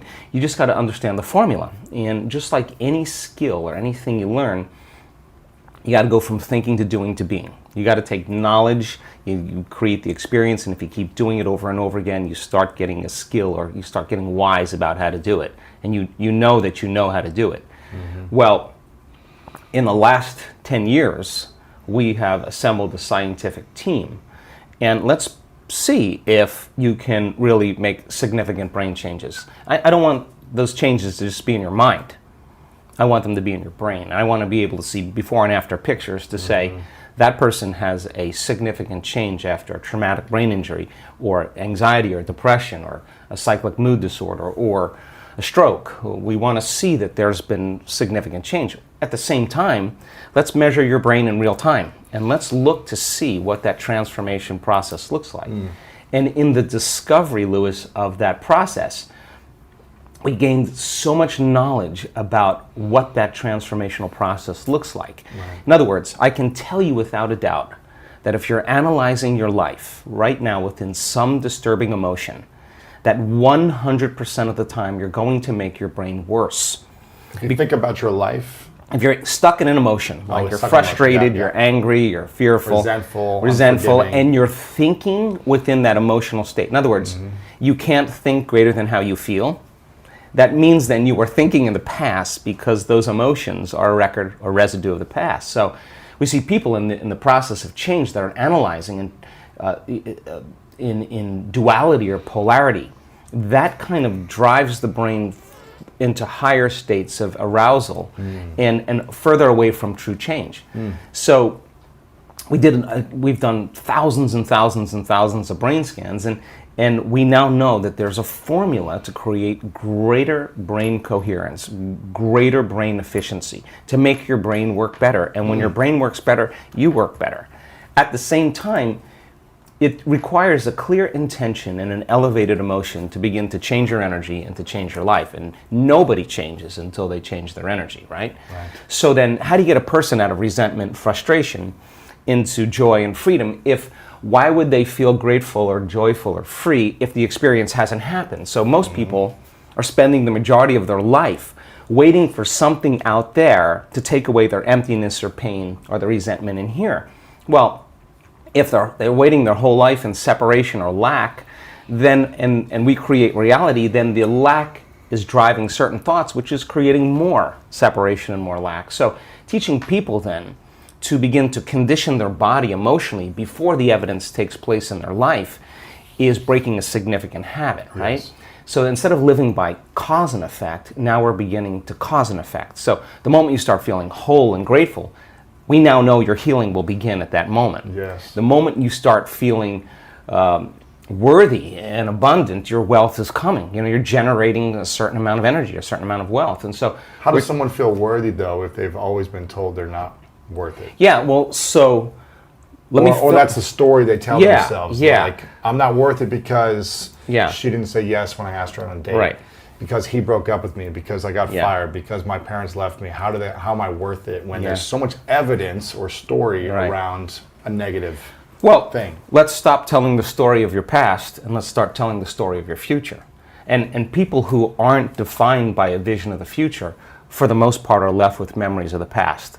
Your brain is a record of the past. It's an artifact of everything you've learned and experienced to this moment. So most people wake up in the morning and they start thinking about their problems. Yeah. And those problems are memories that are tattooed in the brain that are associated to certain people and things at certain times and places. So the person wakes up clean slate, they start thinking about the problems they're thinking in the past. If you believe your thoughts have something to do with your destiny, well, there's a possibility that your past is going to be your future. Every one of those problems has an emotion associated with it. So then the moment you start recalling the problem, you start feeling unhappy. Now your body's in the past, because thoughts are the language of the brain and feelings are the language of the body, and how you think and how you feel creates a state of being. So people reaffirm their identity based on the past, right? And it turns out that the redundancy of doing that, conditioning only requires an image and an emotion. And most people are unconsciously conditioning their body into the familiar past, into the known. So now if you're in the familiar past and in the known, you're going to crave the predictable future. Right? That's the known as well. And there's only one place where the unknown exists, and that's the eternal present moment. That's the sweet spot of the generous present moment. So you gotta labor to get that person beyond the emotions that keep them tacked or anchored to the past. And yes, It takes an effort to do that, but if you keep working with the formula, you'll reach that elegant moment where there's a liberation of energy. And now your body, as the unconscious mind, the objective mind, is not believing it's living in the same past experience 24 hours a day, because you're liberating the body from that emotional state. So you ask a person, why are you so unhappy? Why are you so frustrated? Why are you so resentful? The moment you ask that, their brain is going to associate that emotion to a past event. To a memory. To a memory. Yeah. That's because they have nothing to look forward to in their future. So if you're not being defined by a vision of the future, it just means to me that you're more in love with your past than you are with the future. So how do you teach people to believe in a future that they can't see or experience with their senses yet, but they've thought about enough times in their mind that their brain is literally changed to look like the event has already occurred? The latest research in neuroscience says that's absolutely possible. We know that. And how do you teach a person to select a new possibility in their future and begin to emotionally embrace that future before it's made manifest to such a degree that their body, as their unconscious mind, is believing it's living in that future reality in the present moment, and they're signaling new genes and new ways ahead of the environment. Now, till their body begins to change to look like the event has already occurred. We've proven that that's possible. Now think about this. So the more you think about your desired future, the joy, the gratitude, the feelings you want to have that are more positive, the more you think about it as a future thing happening, the more your body shifts now. Exactly. So your body is believing it's living in that future reality in the present moment. Now think about this. The stronger the emotion you feel from some condition in your life, the more altered you feel inside of you, the more you narrow your focus on the cause, and the brain freezes an image and takes a snapshot. And that memory now is embossed in the brain. It's branded in there. So then people think neurologically within the circuits of those past experiences, and they feel chemically within the boundaries of those emotions. And the stronger the betrayal, the stronger the trauma, the more the body's living in the past, right? Crazy. So how do you reverse that? So now, if you truly got passionate about a future, we've all done this. You get a wild idea in your mind and you start holding on to that vision and you're preoccupied with it. All of a sudden, the thought in your mind becomes the experience, and you start feeling the energy of the future. Yeah. Now, the stronger the emotion you feel from that vision, the more you're going to pay attention to the picture in your mind, and now you're remembering your future. And vice versa, the stronger you pay attention to the feeling of the past, pain, you're going to create the pain in this moment. Exactly. So it requires a coherent brain, and we now know that there's a formula for that, and we've got beautiful research to show that people can do it. They just have to practice. And it requires a coherent heart, because resentment, frustration, impatience creates a very incoherent heart. Yeah. And when that heart becomes incoherent, you stop trusting yourself. There's no energy there. You stop trusting in your future. Wow. So then, if there's physical evidence in your brain and body, physical evidence to look like the event has already occurred, it's quite possible you'll be thinking neurologically within the circuits of your future, and you'll begin to feel chemically within the boundaries of that emotion of your future. And how you think and how you feel is your state of being. And now your state of being is living in the future instead of the past. Now, the moment you disconnect from the emotion of your future because of traffic or some coworker or your ex or whatever people come up with, now you're back to the energy of your past. And now you're going to start looking for it, analyzing, why hasn't it happened? Well, if you're feeling the emotion of your future, why would you look for it? Because you would feel like it already happened, and that is the place where the magic happens. So then you can't just do this, get up, and then return back to your old state of being. You got to maintain that modified state of mind and body. How do you maintain it when life practice. happens? Well, let me finish. If I punch you in the face right now, how do you maintain? Well, of course. I mean, we all take blows in our lives, and we all react emotionally. But the question is, how long are you going to react? Right. So then, if you can't mediate and regulate your emotional reactions, and those emotions linger for days, that's a years mood. for some people. Mood, and then months, temperament, years, personality trait. So then the person's personality is literally based on the past. But they don't know that because they're doing it over and over again, and it becomes a subconscious program. So now, if it requires a coherent brain and a coherent heart, then we have to train people how to self-regulate. So We've done thousands and thousands of measurements. We've partnered with the Heart Math Institute to teach people how to create and sustain heart coherence. How do we do it? Well, besides going to your workshop, what's the simplified version? I'm sure it takes more time than... Well, it really doesn't. It really doesn't. It just requires getting still, closing your eyes, putting your attention on your heart, changing your breath so that you move into the present moment. And when you slow your breathing down, you slow your brain waves down. When you slow your brain waves down, now you're accessing your autonomic nervous system. So then you train a person how to open their heart and feel an elevated emotion. And it takes a little practice.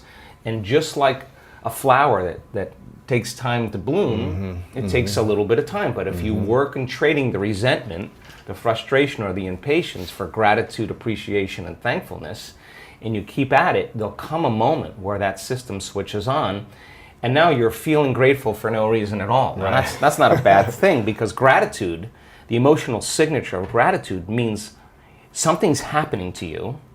Something has happened to you, you're receiving something, or you just received something. So your body then, when you're feeling gratitude, is in the perfect state of receiving. So then that means then you'll accept, believe, and surrender to the thoughts equal to the emotional state of gratitude.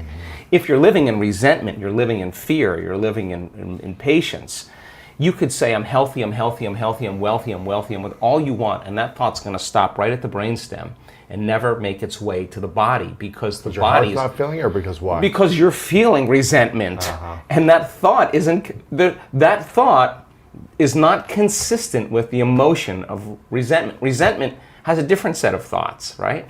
In other words, once you start opening your heart, it begins to move into coherence. It begins to produce a measurable magnetic field up to 3 meters wide. Now that's frequency, that's energy. And all that energy, that frequency, carries information, carries an intent. So then when you're feeling gratitude and your heart is open, you're broadcasting energy into the field. Now, frequency. Frequency. You lay the intent of the thought of your health or your wealth. That frequency can carry the thought of your wealth. It can carry the thought of your health. If you're suffering, suffering does not carry, that energy does not carry the thought of your wealth. It carries a different set of thoughts. So then we're teaching people how to self-regulate, because if you're going to believe in that future that you're imagining with all of your heart, it better be open and activated. Right. And you better know how to self-regulate. And you have to know the moment you disconnect from the energy of your future because of some circumstance in your life and you lose that feeling, if you're practicing it on a daily basis with your eyes closed, then the next level is to be able to open your eyes and do it right in the moment and be able to self-regulate and change the frustration from some experience in your life back to the energy of your future. Now, that requires great awareness and great effort. But if you have a community of people that are practicing this on a daily basis and they're connected to their future, because that's where their mind is, they begin to want the future more than the emotions of the past. So we've done enough measurements now, Louis, to know that we can teach people how to do that, and we have evidence that people can sustain it for 45 minutes to an hour. It's a skill now. They know that they know how to do it. So now they have brain coherence and heart coherence. Well, once the heart begins to become orderly and coherent, it acts as an amplifier and it drives energy to the brain. So now the brain is getting more energy once the heart is open, and then you're thinking a different set of thoughts. And those thoughts produce different chemicals for you to feel more of that. And here comes nitric oxide from oxytocin, and then all of a sudden your heart literally starts to swell. It literally begins to open up, and there's more energy going there, and now you're coming from a different level of mind.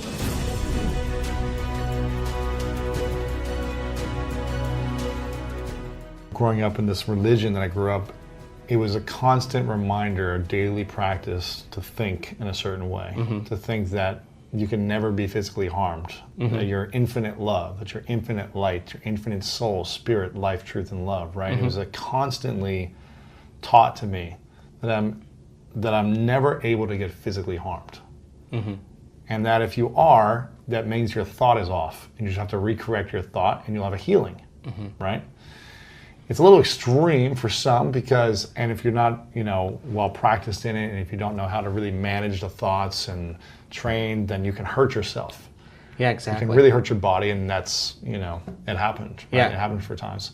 But I use this, philosophy, strategy, technique, idea in sports. And I would rehearse constantly, like you talked about, I was constantly rehearsing the games, what I wanted to create for the season, for my body, for my life. And it just seemed like it would always happen. I would rehearse constantly over and over and get lost in my thoughts. You call it the quantum field, is that what you call it? So I was in the quantum field to be on the physical field. I was playing in the quantum field just like I'd be playing on the physical field. Exactly.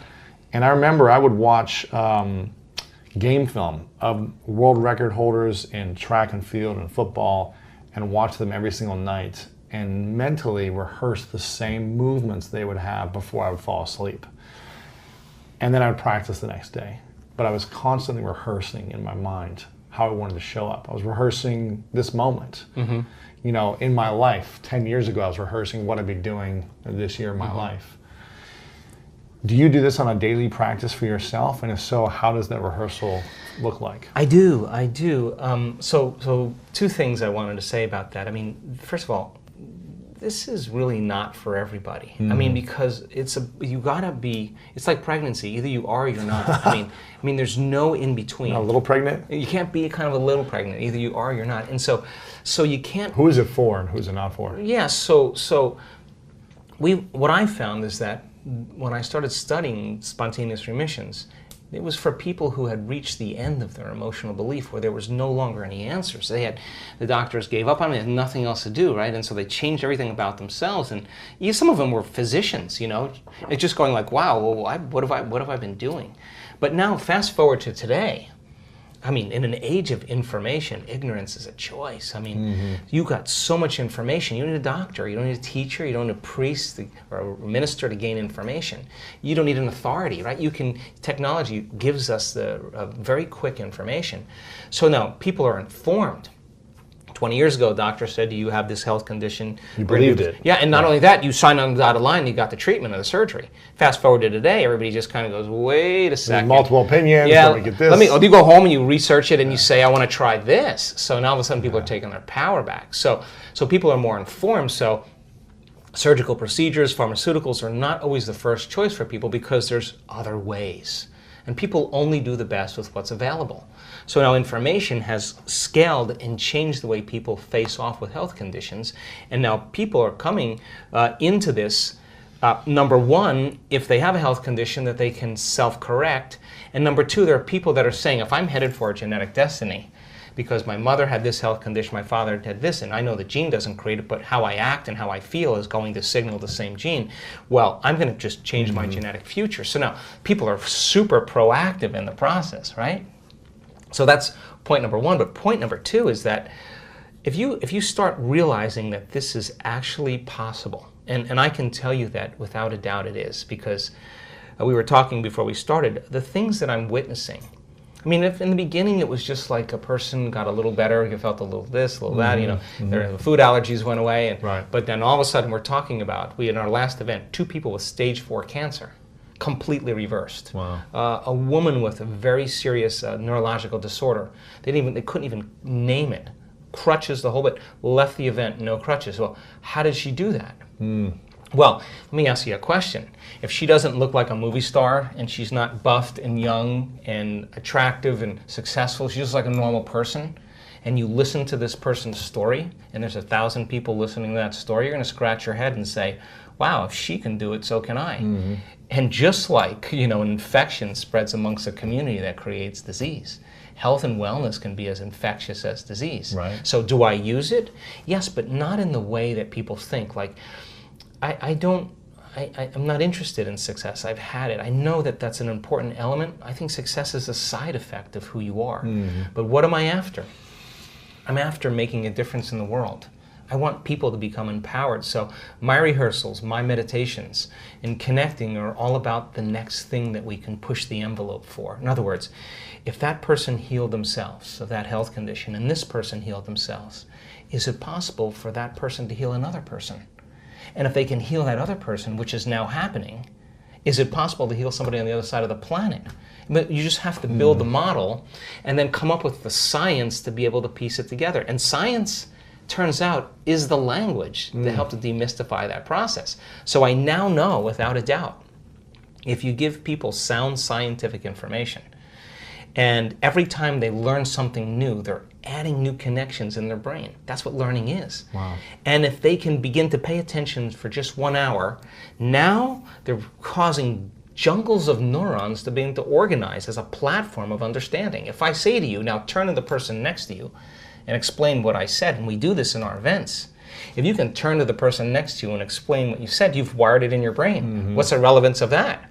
Now, you're installing the neurological hardware in your brain in preparation for an experience. And if the more you understand what you're doing and why, the how gets easier. Right. And if nothing's left to conjecture, superstition or dogma or spiritual new age stuff, but it's grounded in science, you're going to have more intention behind what you're doing, and you're going to assign more meaning to More it. believable. Not Not just blind faith, no, but it's something's backing it as right. well. Yeah. And then if we can set up the conditions in the environment and give people the proper instruction, and on those people that get their behaviors to match their intentions and their actions equal to their thoughts, think of their mind and body working together, they're going to have a new experience. And that experience then is going to enrich even more circuits in their brain. The end product of an experience is an emotion. And all of a sudden they're going to feel unlimited, they're going to feel empowered, they're going to feel successful, they're going to feel worthy. Now they're teaching their body chemically to understand what their mind is intellectually understood. Knowledge is for the mind, but experience is for the body, and they're embodying that information. Well, they've done it once, should be able to do it again. And when you keep repeating the experience, you know this as an athlete, it's going to become automatic. Right. It's going to become innate. It's going to become second nature. It's going to become who you are. You don't have to think about it any longer. So take a person who was abused as a child with an alcoholic parent who has a very rare genetic disorder. They've manifested weakness in their bones because that's the emotion they live by. Genetic disorder that medical science says we have no way to help you. How do you explain, after a year of every day going after it, overcoming herself to become someone else, that no more any fractured bones, no evidence of broken bones, no more crutches, no more wheelchair, running again? How do you explain that except she literally became someone else? She became somebody else. The disease existed in the old personality. She's not that person any longer. Wow. No, so biologically, that's absolutely possible. So for me, I chase the mystical. I want those profound moments where I cannot go back to being the same guy again. Because once you taste that wine or you drink from that well, all of a sudden, the way you perceive reality changes. Because you start to see things that always existed, but you didn't have the circuitry in place to perceive them. Why? Because the inner event is an experience. An experience enriches the brain. We don't see things how they are. We see things how we are. So as you begin to change your circuitry, you're going to perceive more of reality. And why? Because we probably perceive 1% of reality. So how do we begin to fully engage, right? So for me, none of that matters. None of that veneer stuff matters. What matters is the essence. What matters is, am I making a difference in the world?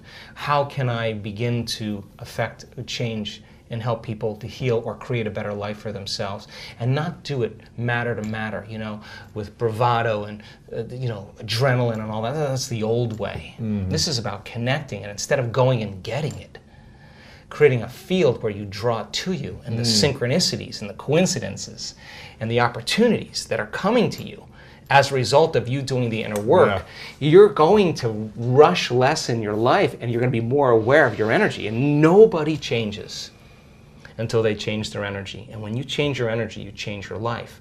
But that doesn't mean you change your energy, do a meditation, and you get up and then get on a freeway and flip people off. Right. You just disconnected from the energy of your future. You got to be greater than the conditions in your environment. You got to maintain that state of being. You got to be greater than the habits and emotions of your body. And you got to sustain it for an extended period of time. How do we change our energy, and how do we sustain it for an extended period of time? How long does that time need to be until we really start to see?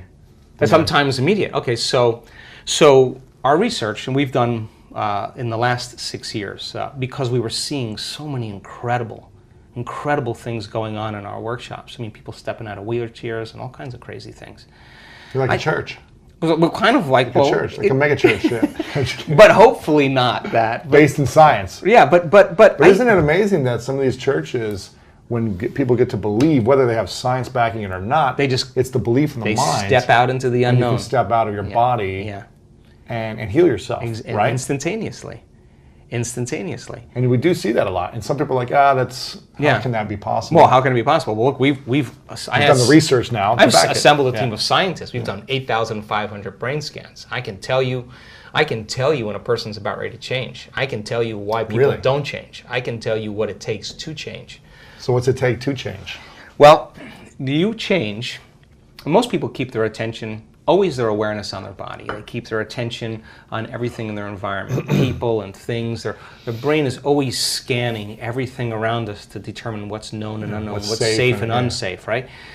And, we do that all the time. So our research shows that the moment you take your attention off your body and you go from somebody to nobody, you take your attention off the people in your life and go from who you identify with, from someone to no one. And so many people spend their whole life building an identity of being someone. Take your attention off your cell phone, your computer, your car, and go from something to nothing. Take your attention off where you're sitting, where you need to be, someplace you have to go from somewhere to nowhere. And take your attention off time, linear, thinking about the predictable future, the familiar past, and fall into the generous present moment and go from some time to no time. Then all you're left with is consciousness. And that's the moment you're no longer playing by the same rules of matter to matter. And there's a very elegant moment that takes place in the brain. In fact, I was just showing my research to a group of researchers in Santa Cruz this past week, and they were blown away. And I said, now watch, this person's going to have a transformational moment. They said, how do you know? I go, I've seen enough of these. And the next moment, the whole brain just lights up. That person is switched on. They'll never be the same person again. They're having a transcendental moment. And we could actually predict it and teach it now. It's a formula. Just like you doing sports, it just becomes a formula. Sure. And then you change the formula and you add to it, right? So when you no longer are identifying with your body, your environment, and time, that's the moment you're pure consciousness. Now, you're just an idea. You're an awareness. Awareness that has nothing to do with local space and time. And now, if you're you no can go longer beyond anything. You can go beyond, and that's when the brain, because the brain doesn't change the brain. It takes a long time. It takes a long time for the personality to change the personality, for the ego to change the ego. The programs to change the programs takes forever. Matter takes a long time to change matter. But when you're in this moment, you're no longer playing by those rules. Consciousness is the phenomenon above matter. In fact, consciousness is beginning to activate or manipulate circuits in the brain. People just think the brain is creating consciousness. No, consciousness is executing the brain, right? So then, if the brain can change, then the mind doesn't change the brain. Mind is the brain in action. It's consciousness that changes it. So when people begin to disengage and get beyond themselves, you are at your absolute best when you get beyond yourself. Then getting the person to that point. How does someone get to that point? Yeah, so we teach them that formula. We teach them to that point where all of a sudden they reach that generous present moment where they just feel connected. And when they're in that place, all the things they thought they wanted, they actually no longer want because they feel like they already have them. So then imagine living your life from that place. You would be less judgmental, you would be less frustrated, you would be less impatient. Reactive, And so the formula then is that it requires a clear intention, which is a coherent brain. And when you're living stressed out and something goes wrong, and you're threatened, or you can't predict an outcome, or you have the perception that something's getting worse, or you can't control it, you switch on that fight or flight nervous system that we talked about. Now here's what happens. When that occurs, you start shifting your attention from one person to one problem, to one thing, to another person, to another place, because your brain is trying to predict the next moment. Well, every one of those people and things and places has this neurological network in your brain. So as you shift your attention from one to the next, it's like a lightning storm in the clouds. Your brain starts firing very incoherently. And when your brain is incoherent, you're incoherent. And when you're living by the hormones of stress, not a time to create. No. Not a time to open your heart. Not a time to learn. Not a time to trust.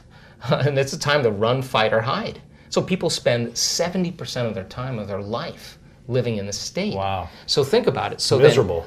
So then when you're under stress, if there's a cougar around the corner, you're not going to sit down and meditate. You're not going to sit still, right? But so jump imagine off a tree. here you got the survival gene switched on, and nobody is going to believe in possibility when you're living in survival, right? Wow, yeah. So then when you're living in stress, what happens is you narrow your focus on the cause. You narrow your focus on matter, the object, the thing. And so people get switched on, and all of their attention is on their outer world. When the hormones of stress kick on, your body gets an arousal, now your attention is on the body. And of course, when you're under stress, you're trying to predict the future based on the past. And now you're literally enslaved into three-dimensional reality. So then how do you get what you want? You got to try harder, you got to force it more, you got to work harder, you got to fight for it. It's matter trying to change matter. It's exhausting. And people just burn out, right?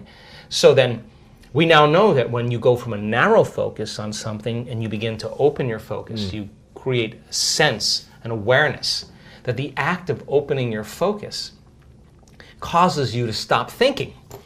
And if you stop thinking, you no longer activate those circuits, and you start to slow your brain waves down. And as you slow your brain waves down, you start connecting to that autonomic nervous system, the thing that's giving you life. And all of a sudden, when you get beyond yourself, it says, he's gone. Let's step in and just clean up this mess before he gets back. Really? And its job is to create order and balance. So your body will start to do that for you. The innate intelligence will step right in. Once you connect, you got to connect. So you got to know how to change your brain waves. You can't change your brain waves and you stay in that active state. You're basically moving furniture around. You're analyzing your life within some disturbing emotion. And I can tell you, after looking at all those brain scans, if you're analyzing your life within some disturbing emotion, you're going to make your brain worse. In fact, you are thinking in the past, right? So you teach people the formula, how to open their focus, change their brainwaves, connect to that invisible field, and all of a sudden different compartments of the brain start synchronizing. The front of the brain starts talking to the back of the brain. The right side starts talking to the left side. And all of a sudden, what syncs in the brain links in the brain. And all of a sudden, you see this person starting to feel more like themselves. And when you see those two hemispheres of the brain start lighting up, watch out, because that person's going to feel really whole.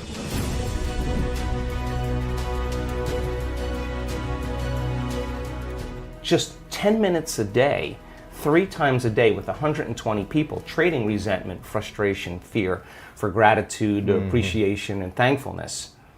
Measuring their immune response, the chemical immunoglobulin A, your primary defense against bacteria and viruses, the best flu shot you'll ever get, lives innately within you. Turns out when you're frustrated, when you're impatient, when you're fearful, the immune system dials down because you're in emergency. It's all your energy is going for some threat in your outer world. There's no energy in your inner world for growth and repair. But how do you turn that around? So then, as people begin to open their heart, can that chemical begin to elevate? 4 days, 50% change in the 120 people. Their IgA levels went up 50% in 4 days. Wow. That's your body's immune system is now upregulating genes that are making proteins and immunoglobulins and antibodies that you don't need a flu shot. In other words, your inner state is greater than your outer world. So then, just by doing that, we now know that your immune system is going to get stronger by the same means. Take 120 people or 50 people and measure 7,500 gene regulations. Okay? In 4 days, 2 genes that suppress cancer growth and tumors are activated and upregulated. The genes that stimulate stem cells to go to damaged tissues and repair them, upregulated. The gene for oxidative balance is upregulated. Anti-cancer, anti-aging, anti-heart disease, anti-stroke, anti-neurodegenerative, anti-inflammatory, antimicrobial. Just your body's naturally doing this. The gene for neurogenesis, the growth of new neurons in response to novel experiences and learning. This is 4 days. The gene switches on. The gene for more balance in the pituitary and the pancreas. The gene for the microtubules of the cells, the little fibers that respond to energy and frequency. Right. So in 4 days, we now know that you can change your genetic destiny if you just practice the inner work. We have research to show that 60 days of meditation, 5 days a week, will lengthen your life. The telomeres, the little shoestrings on the end of your DNA, get longer. That means your biological age is changing. So we have the evidence now to show people what's possible. We have brain scans that are so outside of normal that when neuroscientists see them, they're blown away, because the amount of energy that's in the brain during this transcendental moment is hundreds of times outside of normal. Wow. I mean, you can't make your brain do that. Something is happening to you, and that person's having a transcendental moment. And we now know that we can predict it, and we now know that we can induce it. So then there's the evidence there. Then you take our community and you see people with stage 4 cancer, with Parkinson's disease, with myasthenia gravis, with lupus, with MS, with brain injuries, with rare genetic disorders, with vertigo, tinnitus, kidney failure, all kinds of health conditions, come to a week-long event, and then at the end of that event, they make significant strides in getting beyond the emotions of the past. Now think about this. The science says that the environment signals the gene. That's epigenetics. The end product of an experience in the environment is an emotion. So as long as you're living by the same emotion every single day, you're signaling the same gene in the same way. And if that gene is related to a survival emotion, a stress hormone, then you're downregulating the gene and you're creating disease. So when the person trades that emotion and really breaks free from the chains of their past, and now they're feeling an elevated emotion, well, now they're dialing down the gene for MS, and they're upregulating the gene for health and balance. And so the person, you'll say to them, where's the disease? Well, I'm not the same person. I'm not the, and the side effect of that is a transformation in healing. So the funny thing about it is the person who has the healing is not talking about the healing. Whether it's blind people seeing, deaf people hearing, we have crazy evidence now. What they're talking about is how amazing they feel, because they're refreshed, they got a new lease on life. And so now we have evidence in our research, and that silences the critic to show that what's possible for people. And now we have evidence in testimony, that we have evidence where people will stand on the stage and say, hey, I broke my back in 3 places. I haven't been able to stand up straight. I came into this event hunched over. I couldn't lay down. And now this guy's jumping around on the stage. He's laying on his back. He's touching his toes. He's you can tell. I mean, he's having his moment. We changed somebody. Someone with Parkinson's disease can't swallow, can't chew, can't blow her nose, can't stand up. One moment, the next thing you know, she's blowing her nose, chewing, swallowing. We changed her body, we changed her life, and we changed her future. And she doesn't look like a movie star, and she doesn't look like she's a vegetarian, and she doesn't look like she's buffed. She just looks like a normal person. Now the person in the audience who's watching that and looking at this person and seeing that they're no different than them, it just starts to cause them to think, if someone else can do it, I can do it. So you see the person with the stage 4 cancer that got the voodoo curse that they have 3 months to live. And now they have no evidence of cancer in their body, and they're standing on the stage telling that story, and somebody in the audience is checking her out going, I have the same condition, and if she can do it, I'm going to step right in that footprint, and I'm going to do it the way she did it. And all of a sudden, you start seeing this change in the community in a week-long event, because once there's a breakthrough, right? I mean, it's like a 4-minute mile. It's in the field, you know? But it's not only in the field, you're seeing evidence in 3-dimensional reality, and evidence is the loudest voice right now. And so people don't want to see talking heads. Anybody can see it on the internet. Information is readily available. What they want to see is evidence. And so when you have evidence in the scientific realm, and then you have evidence in a community of people, and you're not doing anything that's so extreme that excludes anybody. It's inclusive, and we're using science as the contemporary language of mysticism. It is science that's going to demystify the mystical. If I talk tradition, culture, religion, any of those things, spiritual principles, people are going to shut off. You're going to divide an audience. But science creates community. Right. So by building a scientific model, I don't subscribe to any type of meditation, because I look at the evidence of what we've gathered in, let's see, by applying this formula, to what extent can we prove to human beings how powerful they really are? And I think that has become something that has mystified me, because when I see blind people seeing in our workshops, I have to tell you that I'm more surprised than anybody. I'm standing up there shaking my head, and we have great evidence. This, one woman was she's a nurse, and one day she just wakes up and she's got a blind spot in her eye. She can't see in the lower left-hand quadrant of both eyes, 6 o'clock to 9 o'clock. Wow.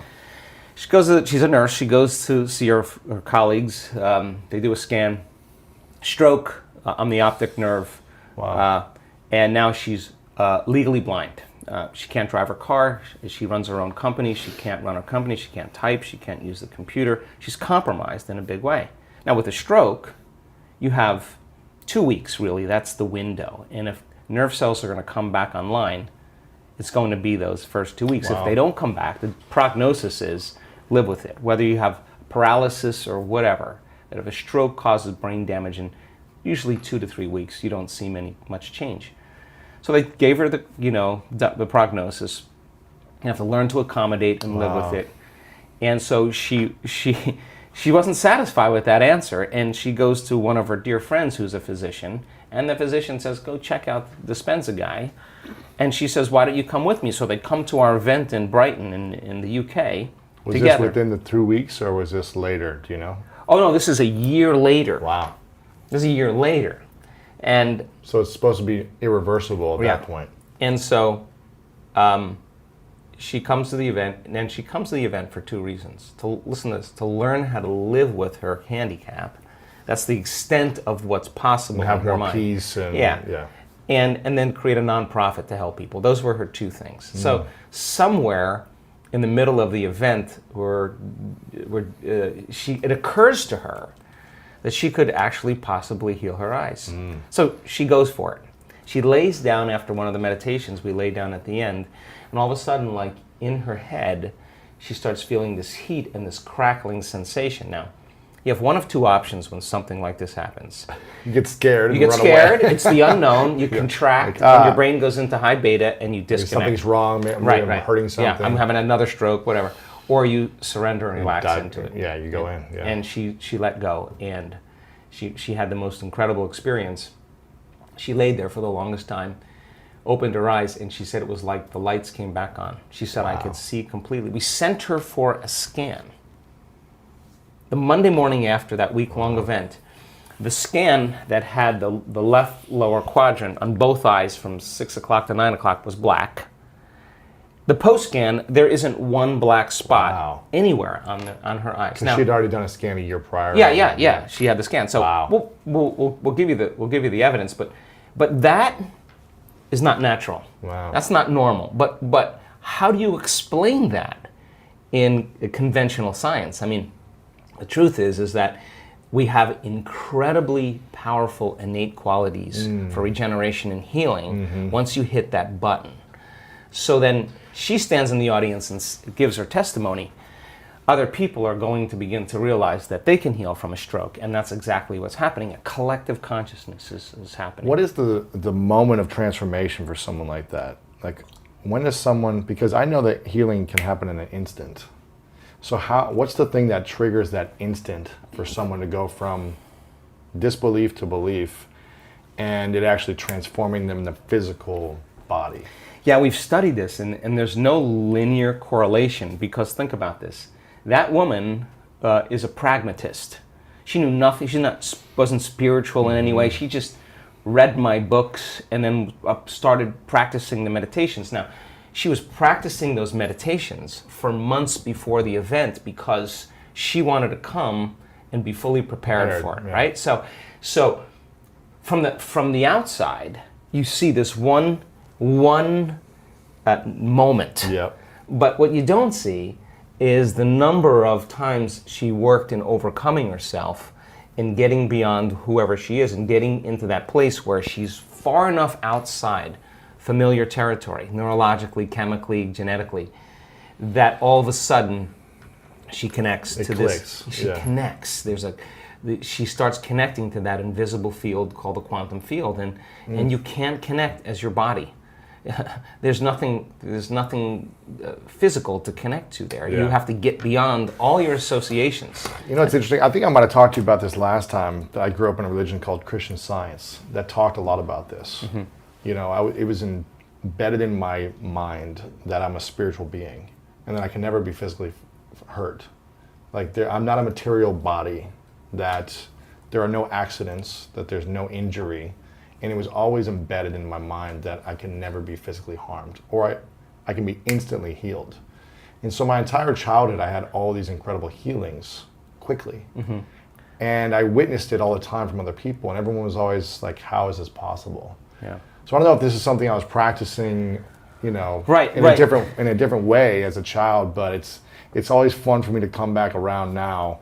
Even though I don't practice that religion necessarily anymore or go to the church, I still believe the same fundamental principles that I hear you talking about in a more scientific way. It's a good belief to have. Yeah. And you program children Yeah.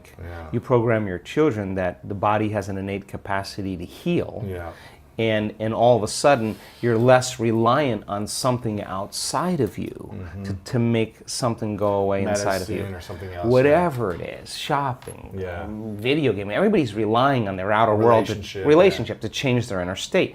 Problem is the moment you start feeling emptiness or lack, your brain is going to start to look for something outside of you to take it away. The problem To fill the hole, yeah. Right. The problem is that normally the stimulation that's created from those outer things give the body a rush, and so the receptor sites in the cells recalibrate. So you need more the next time to turn it on, right? So now It's tough. You buy the new fancy car, and it's fun for the novelty a month, wears off, and right? then it's a Yeah. week, and then Yeah. it's a day, and you're Yeah. like, it's never enough. and that feeling never goes away. And so the only way that feeling is actually going to go away is when you start going inward, right? And so we've seen significant changes with people, and having that belief, it should be tested.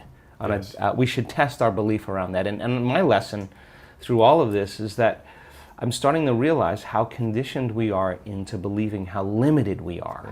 And as you start peeling those layers away, and you break through those beliefs, those self-limiting thoughts and emotions, on the other side of that is where the miraculous happens. So you got to be willing to be in that place of discomfort long enough to reorganize order and begin to create more coherence. And then all of a sudden, you get this recalibration that goes on in the brain and body. And then the extent of that is that the ultimate thing is you start to see feedback in your life, those synchronicities, those coincidences, those opportunities. You're scratching your head going, Everything's falling into place. hey, I'm in the right place at the Everything right time. I think about just comes to me. Because your energy is synchronized.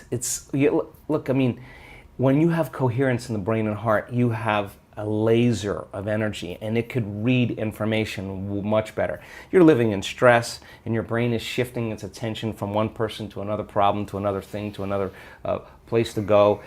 Each one of those things, there's an assignment of neurological networks in the brain. So the arousal of the stress hormones drives the brain into this high frequency, and you're trying to control and predict everything in your life. And your brain circuits are firing like a lightning storm in the clouds.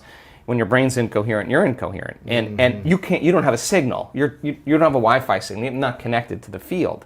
How could you connect to energy and information if your signal hasn't become orderly? So that when people synchronize their energy into coherence, they can synchronize to a possibility in the future. And the synchronicities that are feedback from the environment are just a reflection of your energy. And that's the universe saying, follow the breadcrumbs. Do it again. Follow it again. Do it again. And now all of a sudden the person's not waking up in the morning like, oh, I gotta meditate now to create my future. They're kind of going like, I'm getting out of bed because I don't want the magic to end, right?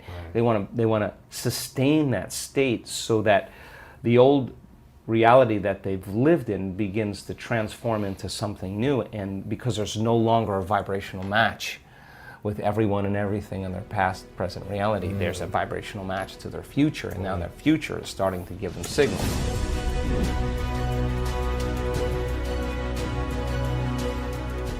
There was a researcher out of Yale University that in the 1940s that was studying electromagnetic fields around living organisms.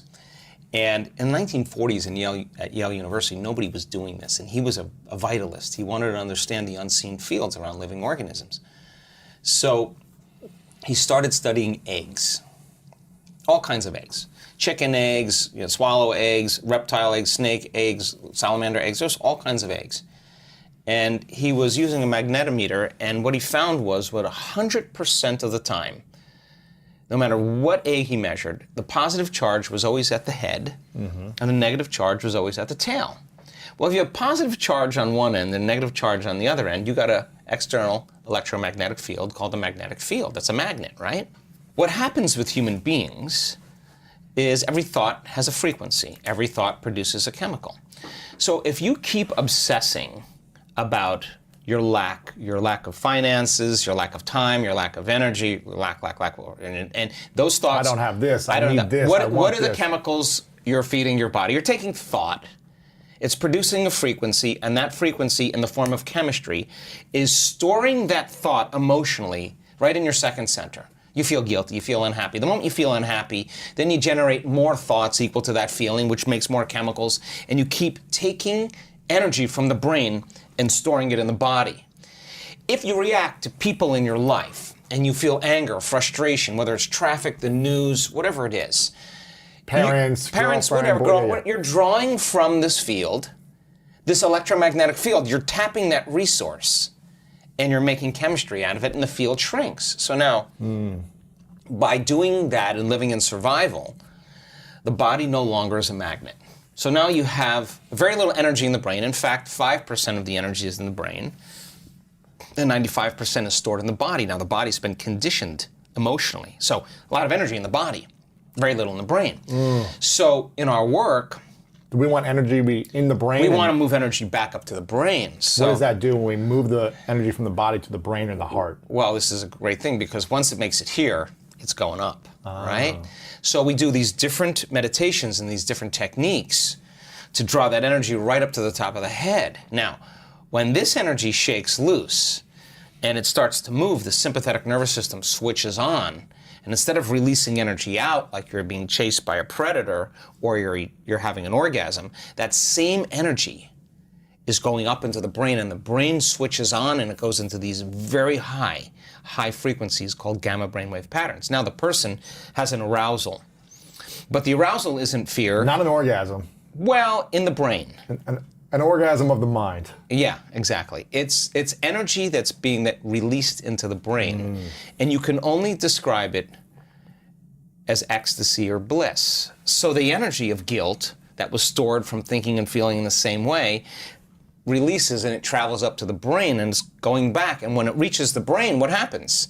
You get more energy in the brain and it begins to produce that external field. So you're beginning to create a field around your body. You can imagine the future as opposed to staying in something from the past. Well, once the energy's moved, you're going to feel pretty blessed in that moment. In fact, so we can transfer guilt, shame, insecurities into bliss. Oh my God.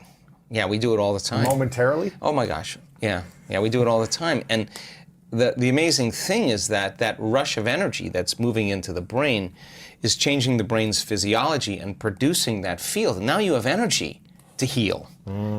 Now the body is a magnet again. And it's as the energy moves up the spinal cord and it starts passing through those spinal nerves, and there's a lot of dynamics going on the body, that energy that was once stored in that one of those energy centers that's released is energy to heal, energy to create a new future. You're replenishing your field, and now the body becomes more of a magnet instead of an inert piece of metal with no charge, right? So the person then who's reacting to whatever person or circumstance in their life, the stronger the emotion that they feel towards politics, towards the traffic, towards their girlfriend, social towards their media, ex, whatever, the more they're paying attention to it. But where you place your attention is where you place your energy. So we also know that when... It's hard to create from a place of putting attention towards negative energy. Well, you're not creating. What you're doing is you're tying up your vital life force. You're giving your power away to that person or that circumstance that you could be using to create a new life with. So when a person's sitting in their meditation, and I love doing this, we just had an event in Marco Island. I'm going to take people further than where they normally go. I know they're going to go, oh, well, I'm done with my meditation. No, you're not done. We're going to take you to that point where that feeling is so in your face and you can't turn on your cell phone. You can't get up and walk away because 1,000 people are not getting up and walking away and you're part of the community. You're sitting in the fire. And you have one of two choices. You can let that brain run on programs and hardwired patterns, and the arousal will drive your brain further out of balance, or you'll practice the formula. And as you lower the volume to that emotion, you're going to take your attention off that person or problem. Guess what? Here comes energy back to you. You're taking your power back. And now you're building your field that way. And when that happens, energy starts to move up into the heart. Once it makes it to the heart, it's going to the brain. So we start seeing people, their hearts naturally open up. And all the things they thought they wanted when they came to the event, they no longer want because they feel like they have it. They don't need it anymore. Because they feel like they got the feeling before the experience, so that they feel so whole that they no longer want. And they're not looking for their future anymore. You only look for it when you feel lack. When your body's conditioned emotionally into the future, why would you look for it when it feels like it's already happened? Now this is where it gets weird, because now things start coming to you and you're no longer in need. And when it comes to you, go, oh, here. Take it, I don't want it. I just wanted to know that I could create it. And people create a lot of wealth in our events. Yeah. And the first thing a lot of people do is they say, I'm buying a cruise for you. I'm buying you your car. Oh, Mom, I'm getting you that house. Why do they do that? Because they're so excited. They feel so amazing. And they're thinking, I could do this again. Why would a person in lack wouldn't give? A person who's abundant would give, because they know how to create. So now the game changes. It's no longer about the self. And you're doing it because that you know that you can create it. So then maintaining that state, when you're in love. Yes. When you're in love. In it, in your body. You are in love. Not in another relationship. No, you're not looking for it. You're in it. not looking for it. You would be in lack. When you're in love, there's nothing to do. You're in love. You're the magnet. You are it. And so you are love. Yeah. So the events that come into your life would not only be just a reflection of a relationship with someone that you wanted to be intimate with. You would have meaningful, loving relationships that would enhance that feeling. And when it didn't, you would say, "Ooh, you know what? I don't know. I don't know if this is right for me." You would trust that because you worked really hard to nurture this, to protect it, to grow it, to trust it again, to open up, right? It takes a lot to do this. But we see men in our work. I was on them this week. I never let up on those guys. Big, macho guys. You want to know what courage is? Let's go. Let's open that heart. And when they start cracking open, I mean, we see people heal from colon cancer and from angina and all, just boom, there it is, there it's not. That's what's been stored all down here. Once they open this up and it moves, the body is transforming in that moment. It's the system is informing itself. Information is being restored back into the body. So when you get to that point where when you're in lack and separation, time gets really crazy because you want stuff to happen faster and it feels like it's taking forever. That's because you're in separation. When you're in love and you're in connected, you don't want the moment to end. I mean, I had 3 guys over for dinner last night, all these academics. I cooked a meal and a half for these guys, took out great wine. Why? I wanted them to be so caught up in the moment that they've forgotten. We made a new memory. We had a great experience. And life then is about experiencing it in love. Like, I'm not going to be guilty of what I'm eating or judge what I'm eating if I've cooked a great meal. Let's eat, because the guilt is worse than whatever it is you think is bad for you. So then, when you're feeling those elevated emotions and you're locked in love, then you see life through the lens of love, and there's compassion. Like, you could look at your greatest adversary, the person that threw you under the bus, and you've overcome yourself and you've done the work. They've stolen from you. They've tried to talk bad about you behind your back. Trashing on you, all that stuff. You'll look at them and you'll see a part of yourself that you used to be that you no longer are, and you have nothing but understanding and compassion for them. Like, wow, I feel for that person. They're hurting. They're struggling. I used to be like that, but you're no longer that. When you're that, then they push your buttons. When you're not, You're reactive to that. because you're equal, but when you've overcome it, why would you do that? You would see them as somebody struggling, just like you see a child who's throwing a tantrum, just like, oh, they're going to Now here, I mean, I've got so many questions around this, but one thing quickly, how often do you find yourself in reaction mode when someone throws you under the bus, whether it's someone honking at you in a car and you say, how often do you get back to that place? And like, because aren't we conditioned to kind of react and Dude, respond? I react every day. So I you react, do? oh my God. I react every day, but the fundamental question is, how long are you Right, going to react? right. So shortening the refractory period of your emotional reactions is that kind of intelligence where we're keeping ourselves out of the past. Justified, valid or not, the only person that's affecting is you. And then you have to ask yourself, is it loving to me? Well, if you can't control that emotional reaction, then you're a junkie. And you're on a bad trip, and you're overdosing. But if you know that you're overdosing, you got to get beyond your rational mind, because you'll say, why are you this way? Oh, because I should. All right? And by you doing that, is it making more of those chemicals? Yeah. Why were you doing that? To make you feel more like it's justified. So then, this takes. Listen, I excuse myself many times in one day. Because I'm in reaction mode, let me step aside. Are you, I'll be like, are you kidding me? What did they do? And then I'll be like, oh, we're not going to make a decision in this state. So give me a minute. Oh, wow. I go, take a few breaths, get out of that state, remember my future, where I'm going. It's so much more important than the present moment. I just got to condition my body into that future. And now it takes sometimes a Herculean effort, I have to tell you. You can ask my staff. I'll be in there 15, 20, 30 minutes. Sometimes I'll say it took me an hour. But to get back to a peaceful state. In the expanse of all eternity, if I don't overcome that emotion, then I'm in my past, and that's karma, because that emotion's going to drive my behaviors and thoughts, and I'm going to be predictable. My past is going to look, my future's going to look a lot like my past. So if I'm soulfully on the journey, then what matters the most is being able to learn the skill of self-regulation. So in our events, when we see people that can do brain and heart coherence, they know the formula. Well, I look at their brain scans and I'm like, Lewis, great brain. Hey, I see you can hold that heart coherence for 45 minutes. Great. Now let's put you on a pole at 55 feet in the air. Let's get a heart rate monitor on you and let's see what you're going to do up there. Do you want to be able to self-regulate there? Because if you can there, it's not like I'm trying to give you an adrenaline rush. Actually, I'm trying to do the opposite.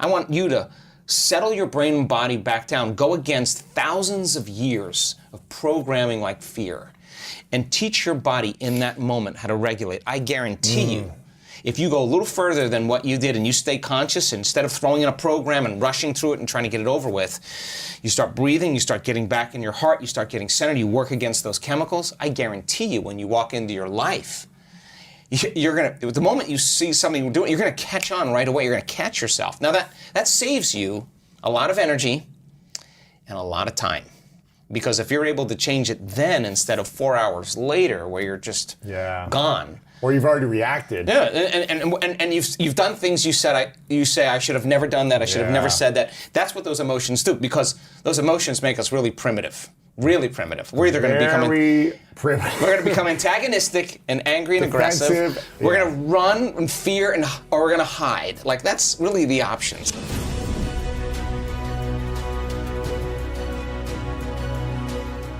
People are still in a lot of pain and trauma and overwhelm, especially if you consume the media and the news. Please stop and minimize that, because I think it only creates more stress. When people say this is going to be the worst week of any week and it's going to be more deaths, like, what can people do in a simple, practical step when they just feel like, man, there's so much in my head right now. What can I do to start to slow down my heart rate just a little bit, to start thinking more calmly and make better decisions? Yeah, I think that the moment we switch on that system for alert or for emergency, we alter ourselves in some way. And all of that response that we have to an environment that we perceive as threatening or dangerous pretty much causes us to move out of balance. And when you're out of balance, you're in survival. And when you're in survival, you want to rush to get things done. You can't be present. You know, you believe everything that equal to the feeling of fear or hostility, because information is relevant to you in that emotional state. So teaching people then that they have some type of control over that sympathetic response, that emergency system that switches on, is preparing you for something you can't predict. Yeah. Something that's an unknown, something that you can't control. And that survival system causes us to move more into our animal nature.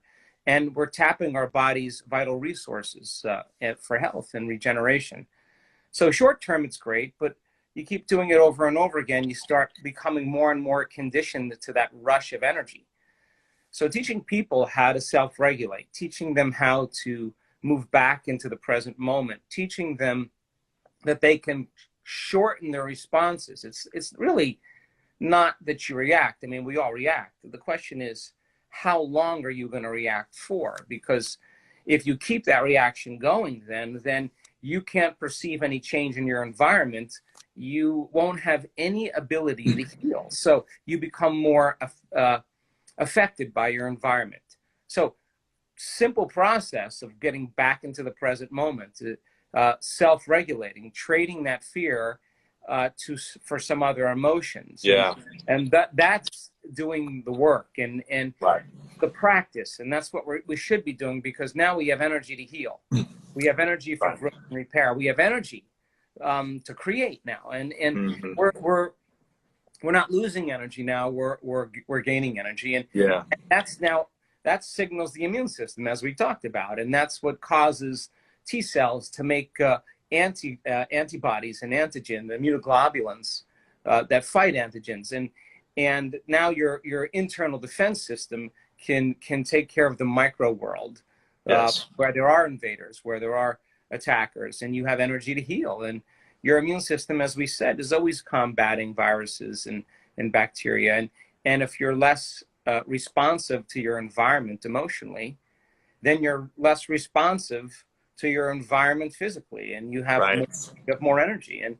And people just need to know the information, because that empowers them to begin to make different choices. And now that you know, you can apply knowledge and make a different choice, demonstrate a different behavior, create a new experience, and that new experience creates a new emotion.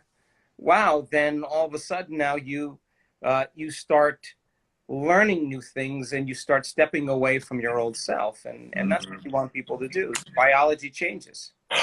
And creating a new self, stepping away from the old self. We talked about that in our interview. If people want to check out more on that, you for those that are just joining us, I'm seeing a lot of people joining and sharing where they're chiming in from. Good to see you all. I saw my friend Darman, a lot of people from all over the world watching this. I want to ask you a couple quick questions. One, before I ask the next question, if you guys click the little airplane button below and you share this on your Instagram story, or if you take a screenshot at any time and you tag me and at Dr. Joe, if you tag us, I'm going to be giving away a couple of copies of my book, a couple of copies of Joe's book to a few winners. I wanted to ask you a personal question, not too personal, but something personal that I don't think we talk about a lot, at least not in interviews that I've seen or that I've done with you. When do you feel the most stressed and overwhelmed? Or are you just like so elevated at this point because you do your work and the meditations daily that nothing affects you?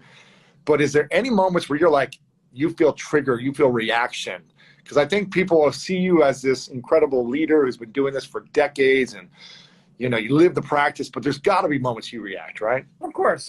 I mean, I react when I see certain people in the world misunderstand this information, or have an interest in trying to attack it in some way, or take you down, or come out, or misrepresent, or better yet, misrepresent it. I think I react to that. I mean, of course, I think a good day is, even if you do react, that you make your way back into your heart. If you finish there and you learn your lessons, I think it's a good day. So, I mean, I still get triggered, of course, but you know, I do my best every day to catch myself And I'm less effective in that state, and I think I've learned through trial and error to self-regulate and get back. It always feels like a better day when I do. It's hard to make good choices when you come from reaction, fear, anxiety, stress, but you always create more powerful service in the world, from my experience, when your heart is filled with love, peace, and those type of qualities, which you teach about and talk about in your meditations, which I know. If you guys have gone through Dr. Joe's meditations, leave a heart, just comment with a heart to let us know if you have. And his meditations are unbelievable. I want to ask you the next question. When you get to that state of, Dr. Joe, your stuff is horrible, you suck, this is wrong, there's no proof, your science is wrong, whatever people say, how do you get back to your heart, and how long does that usually take for you? Well, I'm going to answer that on two levels, because I just realized that used to bother me, much more than it does right now, because I actually don't care any longer. That as an example, because we have so much evidence that actually shows that it does work. So But let's just say you get frustrated every now and then. How do you? Is there like 60-second practice? You're like, okay, I'm aware. Right. Now let me get back to my heart. What is that practice for you personally? Yeah. So when I do react, though, part two of my answer was that I really want. I always take a moment and I step back. I have to disengage from whoever I'm talking to. I have to step away from whatever I'm doing, break my routine, and step away long enough to just remember that I'm disconnecting from the energy that I'm using to create a new future. And I'm back into a familiar energy that's connected to my past. And I've lost my ability to stay connected to it because a circumstance has altered my feelings and my thoughts. So I remember that. That's not a conversation you normally want to have with yourself when you think somebody's doing something to you, right? But I know the alternative just leads to a day that spirals downward. So then I close my eyes, or I step away for a minute, and I just put my attention back in my heart. And the first thing I work on is changing the way I breathe, to become conscious, moving the body out of danger, out of threat, teaching it how it can be safe again, to self-regulate, to slow it down into the present moment and start breathing. And when you slow your breath down, you slow your brain waves down. And when you slow your brain waves down, you're slowing down the system of arousal. And your heart actually influences that.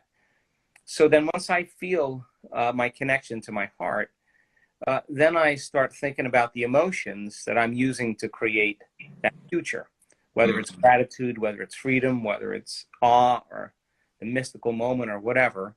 And I just bring up that energy back into my heart, and I tune in to that energy that I've become familiar with because I do it enough times. And I remember I'm connecting to the energy of my future again.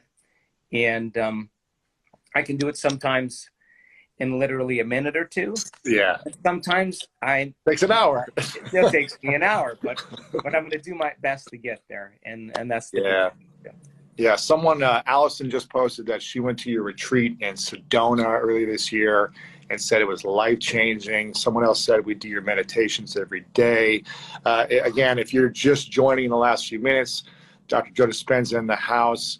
A lot of people say they've seen you a few times in person. They love you in Arizona. Make sure to share the little button below. It's a little airplane. If you click on that, you can share it on your story. If you take a screenshot of this and tag me and Joe, I'm going to send out a couple copies of my book and a couple copies of Joe's book to a couple of people that we choose from that later. You've got some amazing resources on your site, drjoedispenza.com. The next question I have for you is, what is the biggest transformation you've seen someone in your work over the last few decades? You've seen incredible healings within a few days of people on stage you talked about in our interview. You've, probably don't even share a lot of these stories, but what's the one that stands out the most of a massive healing or just transformation from their past self that was hurting them into a new future self that you talk about so much? God, Lewis, there are so many. if you asked me that question like maybe a year or two ago, I probably could have picked from a handful. But, you know, this last year, we have seen so many incredible outcomes, from blind people seeing to deaf people hearing to numerous people with stage 4 cancers going to remission, tumors disappearing on the spinal cord, on the breast and lungs and the brain. We have seen serious conditions, tumors in children disappear. I mean, it's been a crazy time. But I can tell you a quick story about a woman who is a nurse in London, and she had a stroke, and it was right under the optic nerve, and it caused blindness in the left lower quadrant in both eyes, like from like 6 o'clock to 9 o'clock. She was clinically blind as a result of the stroke, and she lost her driver's license. She couldn't function as a nurse anymore. She couldn't type.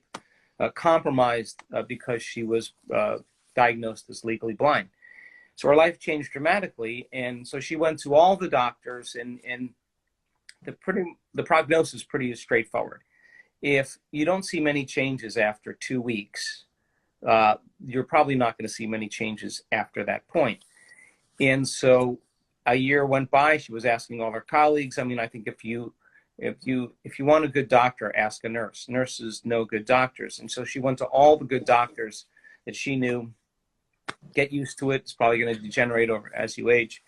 And one of the doctors said, hey, why don't you go to this Dispenza event? I'll go with you. So they came. So they did the course, the preliminary course, and they came prepared. And it didn't even occur to her that she wanted to heal her vision. She was more interested in just learning how to cope in her life, and she wanted to start a nonprofit, but she was curious. Learning how to cope with the vision. Blindness. Yeah. That's what she thought, that she would be a better person. So halfway through the event, it occurs to her, maybe I could heal this thing. Wow. And she's in a walking meditation, and she gets lit up and inspired. She goes into the next meditation in the late morning. She finishes the meditation, she lays down, and she has this crackling sound in her brain, and with this kind of temperature change. When she opens her eyes, she has complete recovery Wow. Of her blindness. We have the medical scans to show that the before scan of her eyes is all black between 6 o'clock and 9 o'clock.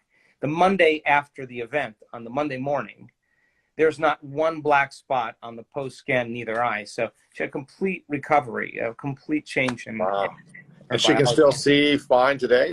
We just saw her in Munich in February. She was one of the volunteers and still doing very well. Wow, amazing. Yeah. Curing blindness, that's another level, man. That's inspiring. I'm reading some of the comments come through here of people who are saying they can't wait till they can get tickets to your next event when they're allowed to get out of this quarantine. Really quick before I ask the next question, if you guys can all type in the thing you're most grateful for today. For me, I talk a lot about gratitude. Dr. Joe, I know for you, gratitude is something that's important to get to that field of energy, of positivity, of love, where you can think clearer. And when we have the right perspective, we can make better decisions. So go ahead and type in what you're most grateful for in the chat box. We'd love to see some of that. And leave a question that you have for Dr. Joe, and I'll try to skim through and see what we have here. Also, if you're just joining, thanks to everyone who shared this. Click the little airplane button below on the bottom to share this over on your stories to your friends. This will be up for 24 hours so people can watch this later. Seeing a lot of people saying just grateful to be alive, grateful for Dr. Joe, grateful for being healed from Dr. Joe in the past. What the bleep do we know? That was a movie you did, what was that, 10, 15 years ago or something, a documentary? Yeah, probably a little over 12 years ago. Wow, it's amazing. Grateful for the feeling of gratitude. Grateful for my son. I think the more we express those things, we get out of that fear state. What does gratitude do for us in replacing that kind of anxiety and fear? Well, I mean, we've done research on gratitude, and it's very interesting because when you receive something, you've just received something. When something's happening to you or something just happened to you that's favorable, you feel this feeling of gratitude. So yes, the emotional signature its signature emotionally means something just happened to you or something is happening to you.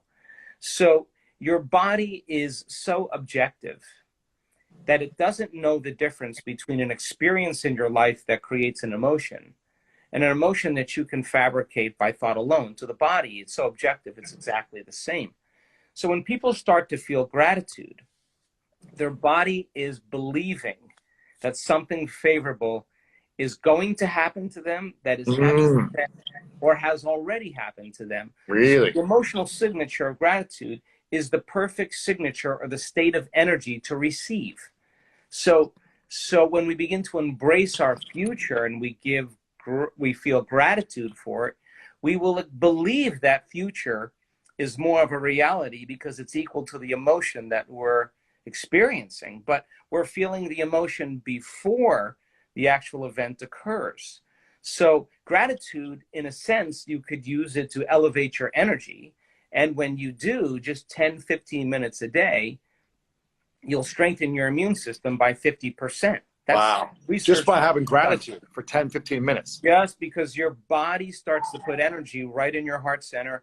And there's a gland in there that we talked about in your show called that gland that has an endocrinological aspect and an immunological aspect. And it begins to signal chemicals that tells your T cells, strengthen. You got energy to like modify and create more receptors for anything coming out. And now your inner environment is doing that, and your T cells make these antibodies, these immunoglobulins that are the body's natural flu shot. It's proteins that protect cells, especially immune cells. And now you have an internal army, an internal order that will be greater than the environment. And now you have strength, you know, and you, from a suggestibility standpoint, you only accept, believe, and surrender to thoughts equal to your emotional state. So if people are in fear, then the information that comes in equal to fear, they will begin to resonate with or relate with because it's equal to that emotion. So they'll accept the information, they'll believe the information, they'll surrender to the information without ever analyzing it. And that programs us into certain limited behaviors. So then when you feel gratitude, the thoughts that you think, the dreams that you create, the behaviors that you demonstrate. Preach it. You begin to feel the future. Now something else happens. You start creating a huge change in the information, and you program your autonomic nervous system to program your body to become that future. And people are doing it. Amazing, man. I've got 3 questions for you that I'm seeing come through that I want to make sure we ask. I want to keep this probably in the next 10 minutes. We'll wrap things up because I want to make sure you got to go create more meditations, content. You got so much going on. If you guys are watching this and enjoying this right now, leave a heart, click the little airplane button below. You can share this on your story and tag me and Dr. Joe. Before I ask these 3 questions, which I think are going to be mind-blowing for people to hear these responses, you just launched some new supplements as well to help people with optimizing their body, their mind. Can you talk about that for a second, just so people are aware of this? Sure. I mean, I didn't predict any of this global situation to happen, but I have been working with creating a healthy blend of raw materials that have to do with vitamins, minerals, amino acids, and plant-based herbs and formulations to provide the very building blocks of the hormonal centers in our bodies that we bless on a daily basis to create more order and coherence in each one of those individual little brains. And the coherence begins to create more orders or more clear orders to hormonal centers. And so by people doing the blessings and creating this balance, I thought, God, if I provided the raw materials and we had the amino acids that were in the highest concentration in each hormonal center, we can begin to influence or provide the raw materials for people to move back in the balance. So we created this one for the heart center. And because the heart is, has all these functions, we put a lot of the immunoglobulins that are the natural boosters for our immune system to create more inner balance. And then, we do a lot of work with the pineal gland in in our community, that radio receiver that connects you to the mystical. So I created the raw materials to create more balance when we go to sleep, if you want to dream and go into restorative sleep, and then maybe something that may empower your pineal gland to get you up and get you going and create the proper amounts of serotonin and some of those excitatory neurotransmitters that keep people awake and focused. So we've got three. The company's called Biosyntropy, and we have three in formulation. So yeah, soon. I'm seeing someone commented they already have the supplements, so they got them for me already. So where can they go to get that? Is that just at drjoedispenza.com? There's a link where they can get the supplements and order those? No, the company is called Biosyntropy. Biosyntropy, Okay. BIOSYNTROPY.com, and the products are there. Yeah. Okay, cool, awesome. I think there's a link somewhere on your website too that I saw. There could be, yeah. So if you go to this link here, here's a question that I saw, and I'm seeing people saying they've already got your supplements and they want to get it, so that's going to be awesome for people if they go there. This is a question that I think everyone wants to know the answer to, especially during this time of feeling like there's a lack, feeling like there's a loss, feeling like there's uncertainty around money, around opportunities. Opportunities are dwindling for some people that they're thinking, all these uncertain times. How do we change from having a scarcity mindset into an abundance mindset, especially if the evidence is not showing that we have abundance right now for some people? Sure. Well, look, this is a tough question to answer, but I'll tell you that for me, I'm going to see this as a great opportunity, brilliantly disguised as an impossible situation, that I'm not going to meet this challenge from the same level of consciousness. We have to go to a greater level of awareness, a greater level of consciousness, and create and invent and figure out new ways to connect and figure out new ways to influence the Earth's field and create new ways to change outcomes in reality. And it's not about one person doing it. It's a new consciousness that must emerge that isn't going to live in fear. Because what we fear, we give power to, we give our attention to.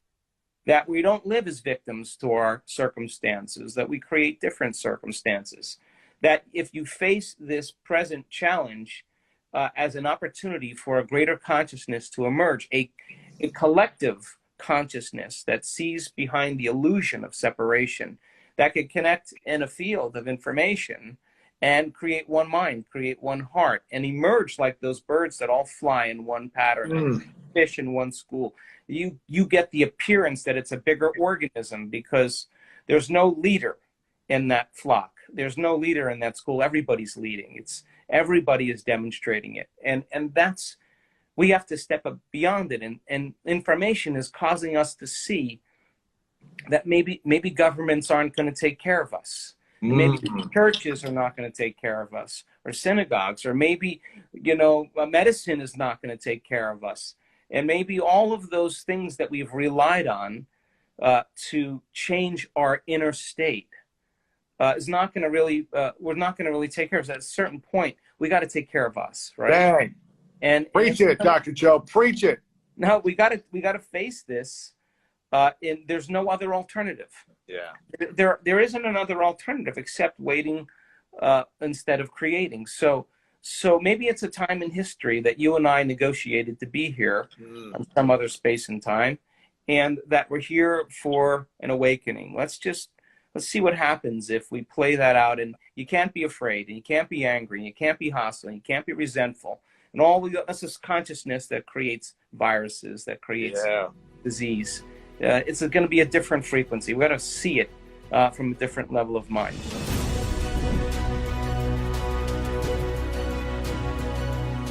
The creative moment is when you get beyond yourself, when you dissociate from everything known in your material world.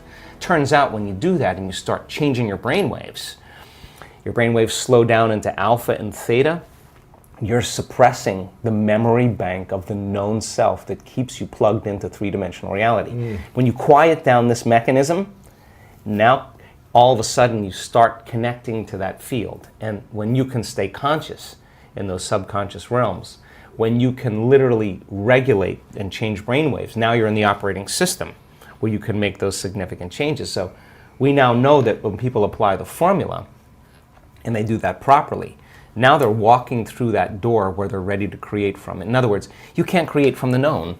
You can't create with your body. That's matter trying to change matter. And you can do it, it's just going to take a long time. Right. But when you create from the field instead of from matter, there's a whole different set of dynamics that takes place. And why not push that envelope to see, okay, if we've done this, is it possible to do this? As an example, we do these wonderful healing circles where you see these dramatic, instantaneous changes.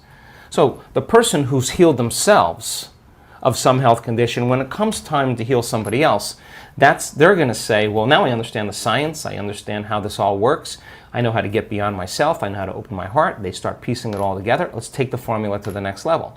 Now they witness a significant change in a person's body in real time, right there. So then the next question is, okay, like this happened many times.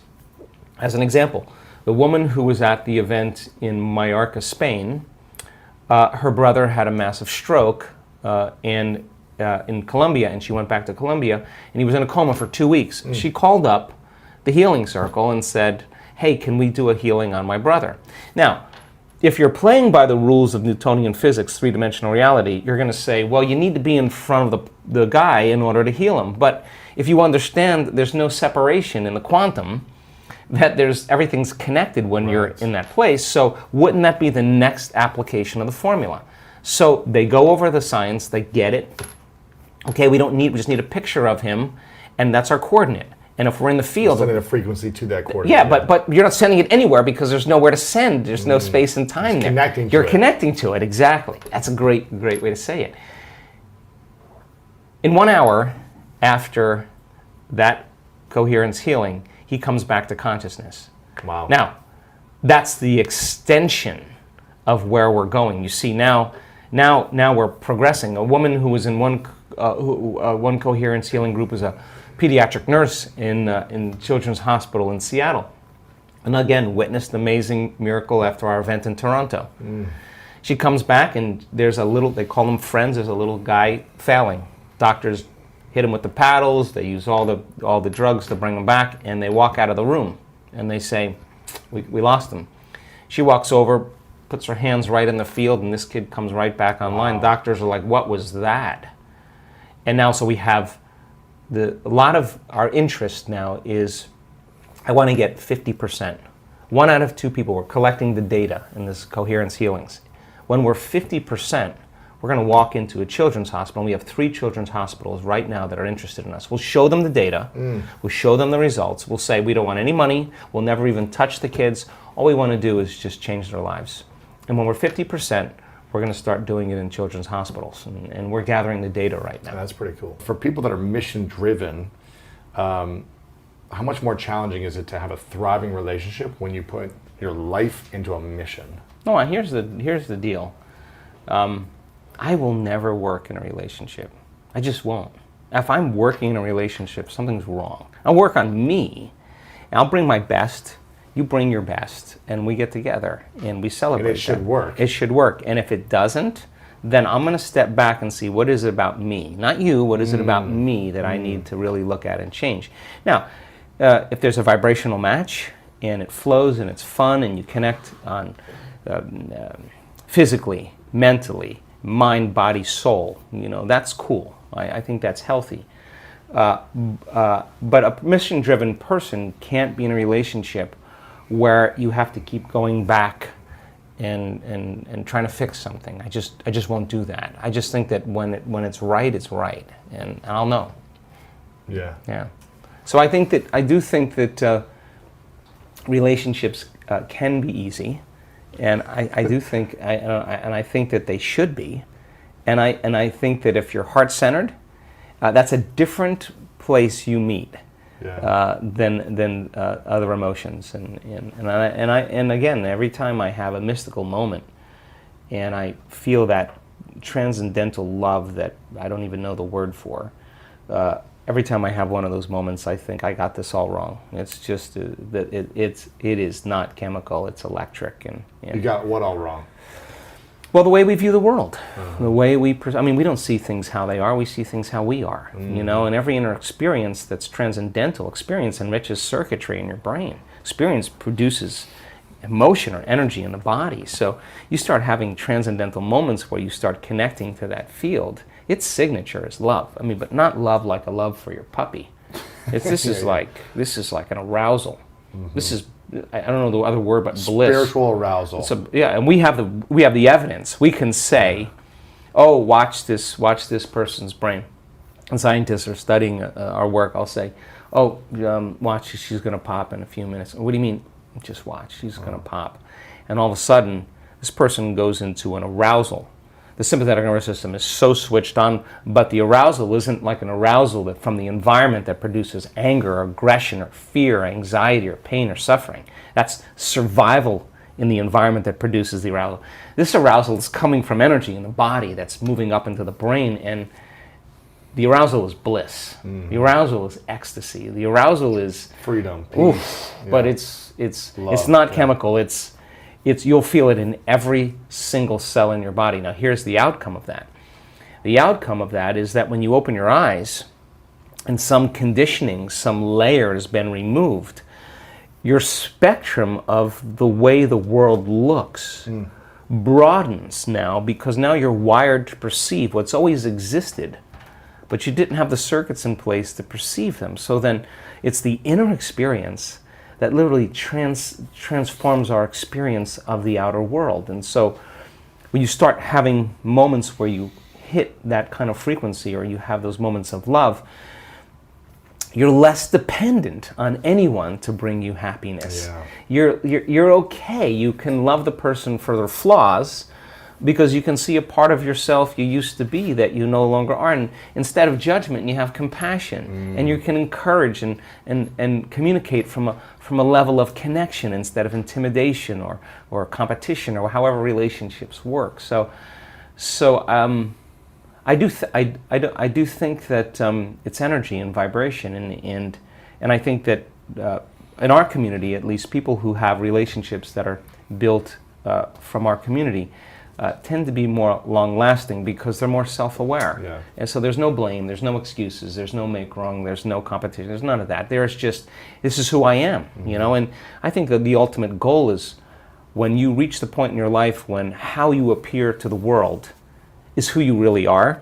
That level of transparency it takes no effort. Right. You can be yourself, and you know, people say to me, wow, you're pretty approachable. And I say, well, God, I work so hard every day on overcoming myself in the morning, overcoming my ego. Yeah. Why would I want to build it up the next day? Because I got to face that guy again tomorrow morning. Course. So why not just keep, you know, taking those edges and smoothing them down, so that you're less unconscious to all of those programs that are built in relationship. Before we continue this video, make sure to subscribe below and turn on the notification bell right now so you don't miss out on these great videos every single day.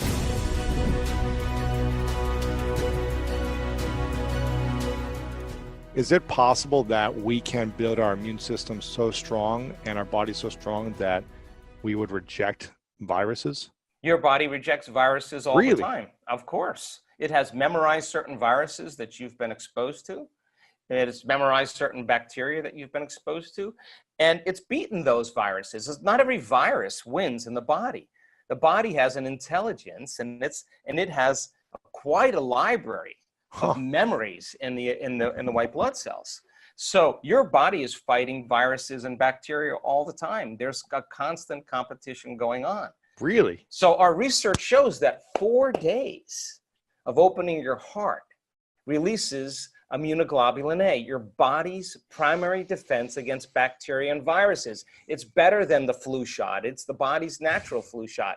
And that's the innate intelligence of the body saying, I got this. I got a lot of energy. In fact, I got a surplus of energy. In fact, I'm radiating energy, and now too much my energy. Outer world. Well, now my outer world is not controlling my inner world. My inner world now is functioning independent of what's going on in my outer world. And now, you're manifesting. You're manifesting. Now you got it. Now you're in a creative state. People are coming to you. Yes. Right, exactly. Now you're a magnet. Now you have a field, right? And you have energy to heal. And our research shows that that field around your body will actually expand. You radiate more light and information. Cells are getting new information that are causing light to be exchanged between cells and information. Now the body's getting an upgrade. So that immunoglobulin A in 4 days went up 50%. So now we know that if it's going up 50%, that then the immune system was getting a new signal. And nitric oxide then causes another chemical to activate the arteries in your heart to swell. And now, just like when energy moves into your sexual organs and it swells with blood and you have energy there, the same intensity it moves into your heart. And now the heart is activated. And what do you feel? You feel an incredible amount of love. Yeah, and love.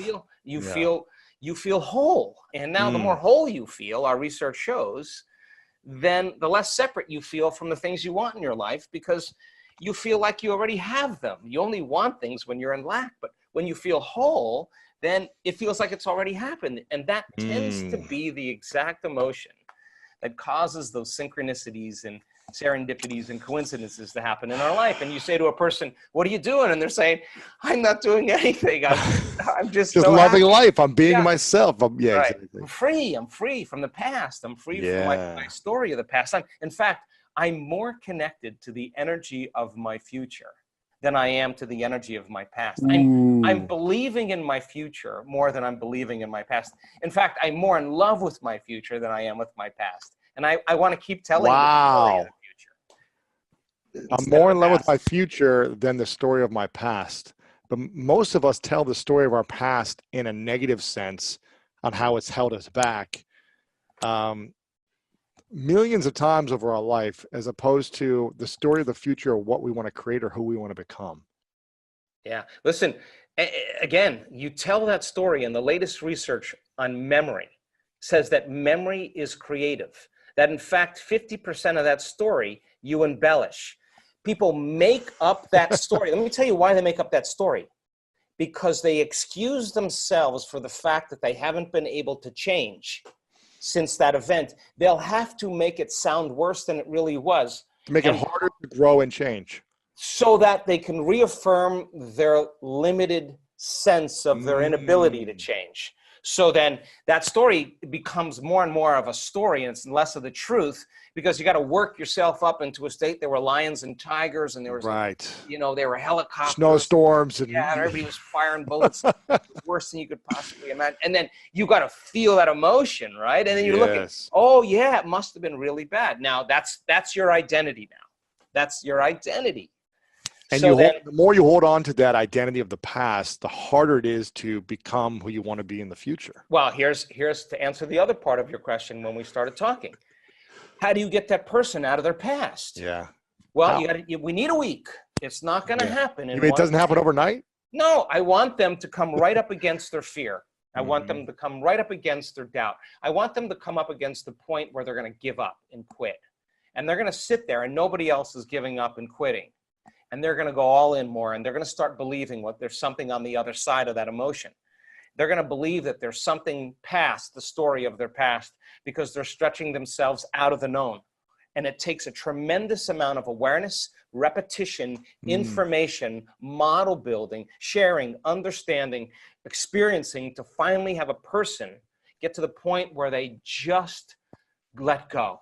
And when they do, the body's liberated from the past, and there's a release of energy. And we now know that there's a formula to teach people how to do that. In fact, we're getting so good at it that the first 2 days, a day and a half, sometimes 1 day in certain groups of a week-long event is about retiring that past, finishing it. This is when the story ends. This is when they get over it. Now, the next 5 days, the person's ready to create a new future. And they're not going to have a problem teaching their body what it feels like to be in love with life, to feel like all their needs are met, that they're free. They are going to fall in love with it, and they are going to begin to signal new genes. They're going to begin to change their brain circuitry, their brain chemistry, their immune system, their gene expression, the telomeres. It's all going to happen. They're more of that future self, and they're headed to a future. Now, here's the deal, though.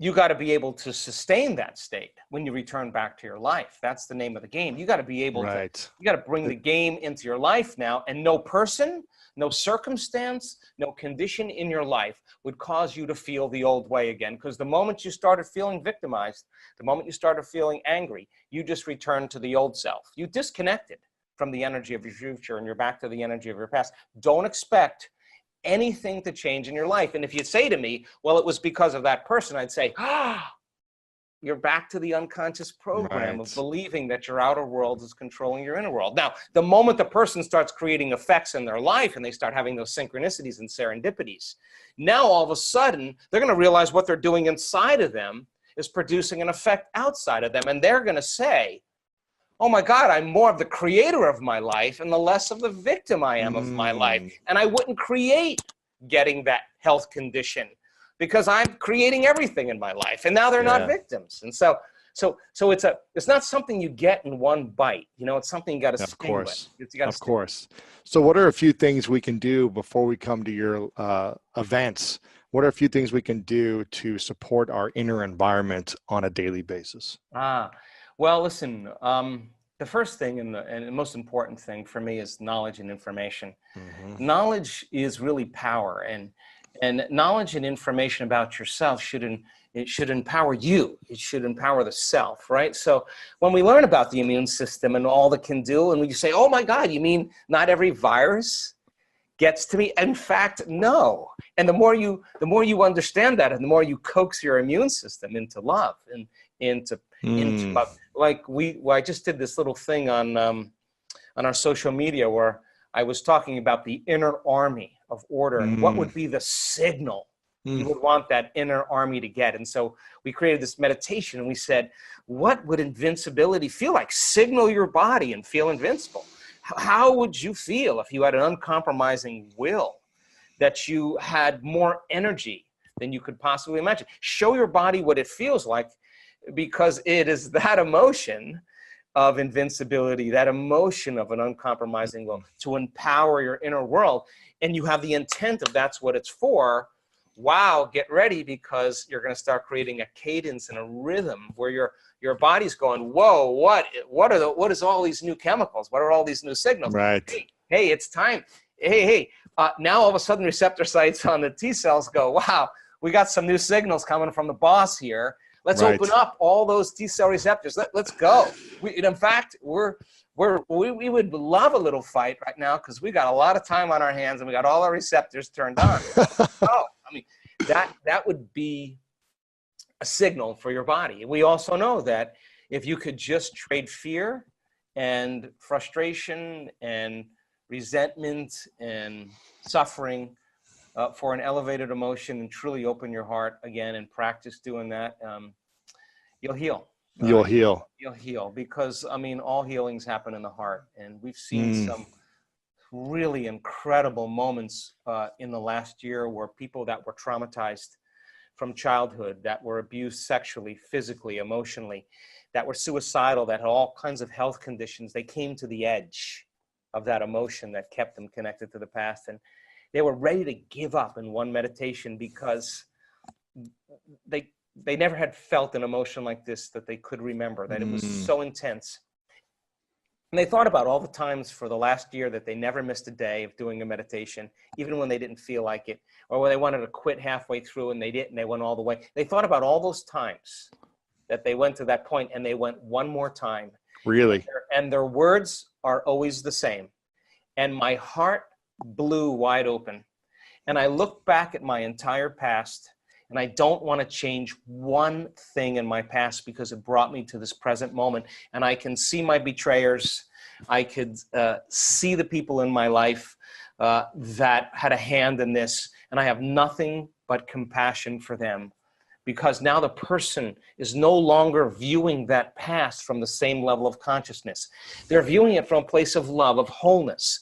And they see the greater good of all of it. And now their conditions, their health conditions, their endometriosis, their uterine tumors, I mean, whatever it is, literally disappears, and they have an incredible, incredible change in their brain chemistry. They're in love with life. They're off their meds. They're not suicidal. Why would they be? They're free. So it can happen in an instant when the heart is healed. And everybody gets the new signal. The body's out of the past. The body's no longer feeling the emotions of the past. And sometimes we got to come right up against that edge. That's the great moment. It's probably not sometimes, it's probably every time. In order to break through is to get up against that edge. Yeah. So how do we, I mean, I feel like we've brainwashed ourselves over the years to believe a story of the past is who we are and who we will always be in the future. So how do we brainwash ourselves in times of stress and anxiety in order to become more peaceful, loving, and successful in the future? How do we brainwash ourselves in a different way? Sure. Well, that's what I have spent just about my whole life. Wow, I mean, the first and most important thing is that you have to understand that if 95% of who you are is a set of unconscious programs, then the first step is lighting a match in a dark place. If you want to become someone else, you got to become aware of who you are. Yes. That means you got to start thinking about what you've been thinking about. You got to start paying attention to how you speak. You got to be conscious. Being conscious to every thought, action, emotion, word, emotion, feeling, expression, body language, everything you need to be aware of and conscious of. Self-aware. Is there a way that you help people to track this besides just like, okay, I'm aware of this in the moment? Do they journal their thoughts throughout the day, or when a negative thought comes up, do they remember the way their body language is throughout the day, closed off and guarded or open? How do they self-reflect where they can track it better? Well, that's a big question. But I will tell you this, that you demystify the word meditation, and the word meditation literally means become familiar with. Yeah. And when you become so familiar with your thoughts, so aware of your emotions, so conscious of your habits that you wouldn't go unconscious to them again, now you're no longer the program, right? Mm-hmm. So getting people disentangled from that program, we found out is a formula. And when we teach people how to do certain things with their focus and opening their awareness, when we teach them how to create a very disorderly brain that has been driven by the hormones of stress into a more orderly, coherent brain, and teach them how to open their focus and practice that, they'll come up against those thoughts and they'll become so familiar with them. Listen to this.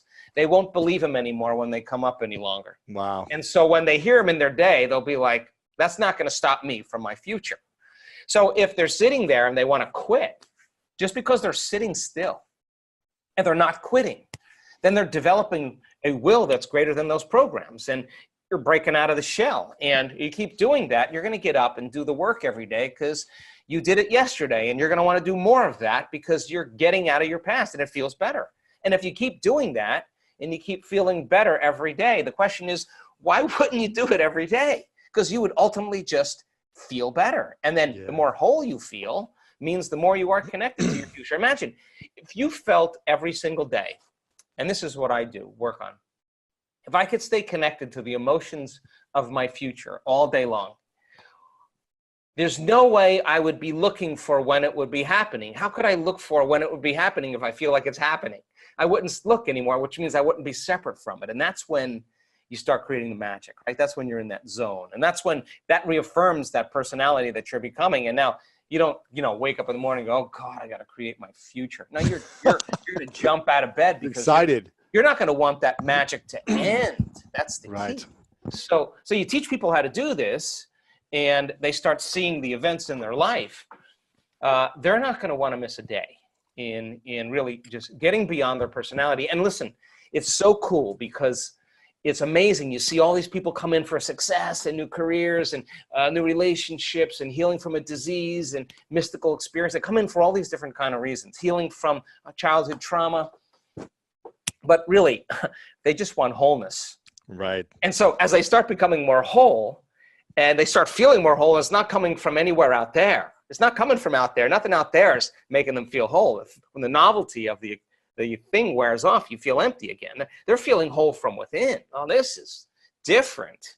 This is a different game. So why wouldn't you want to keep feeling more whole that you no longer want anything? Now, Now you're not living in separation any longer. That's the cool part. Thank you so much for watching this video. We hope you enjoyed it. And if you want to learn how to unlock the power of your mind even more, then click the link right here to download our free PDF with Dr. Joe Dispenza for more wisdom. Make sure to subscribe to this video as well for more greatness in your life.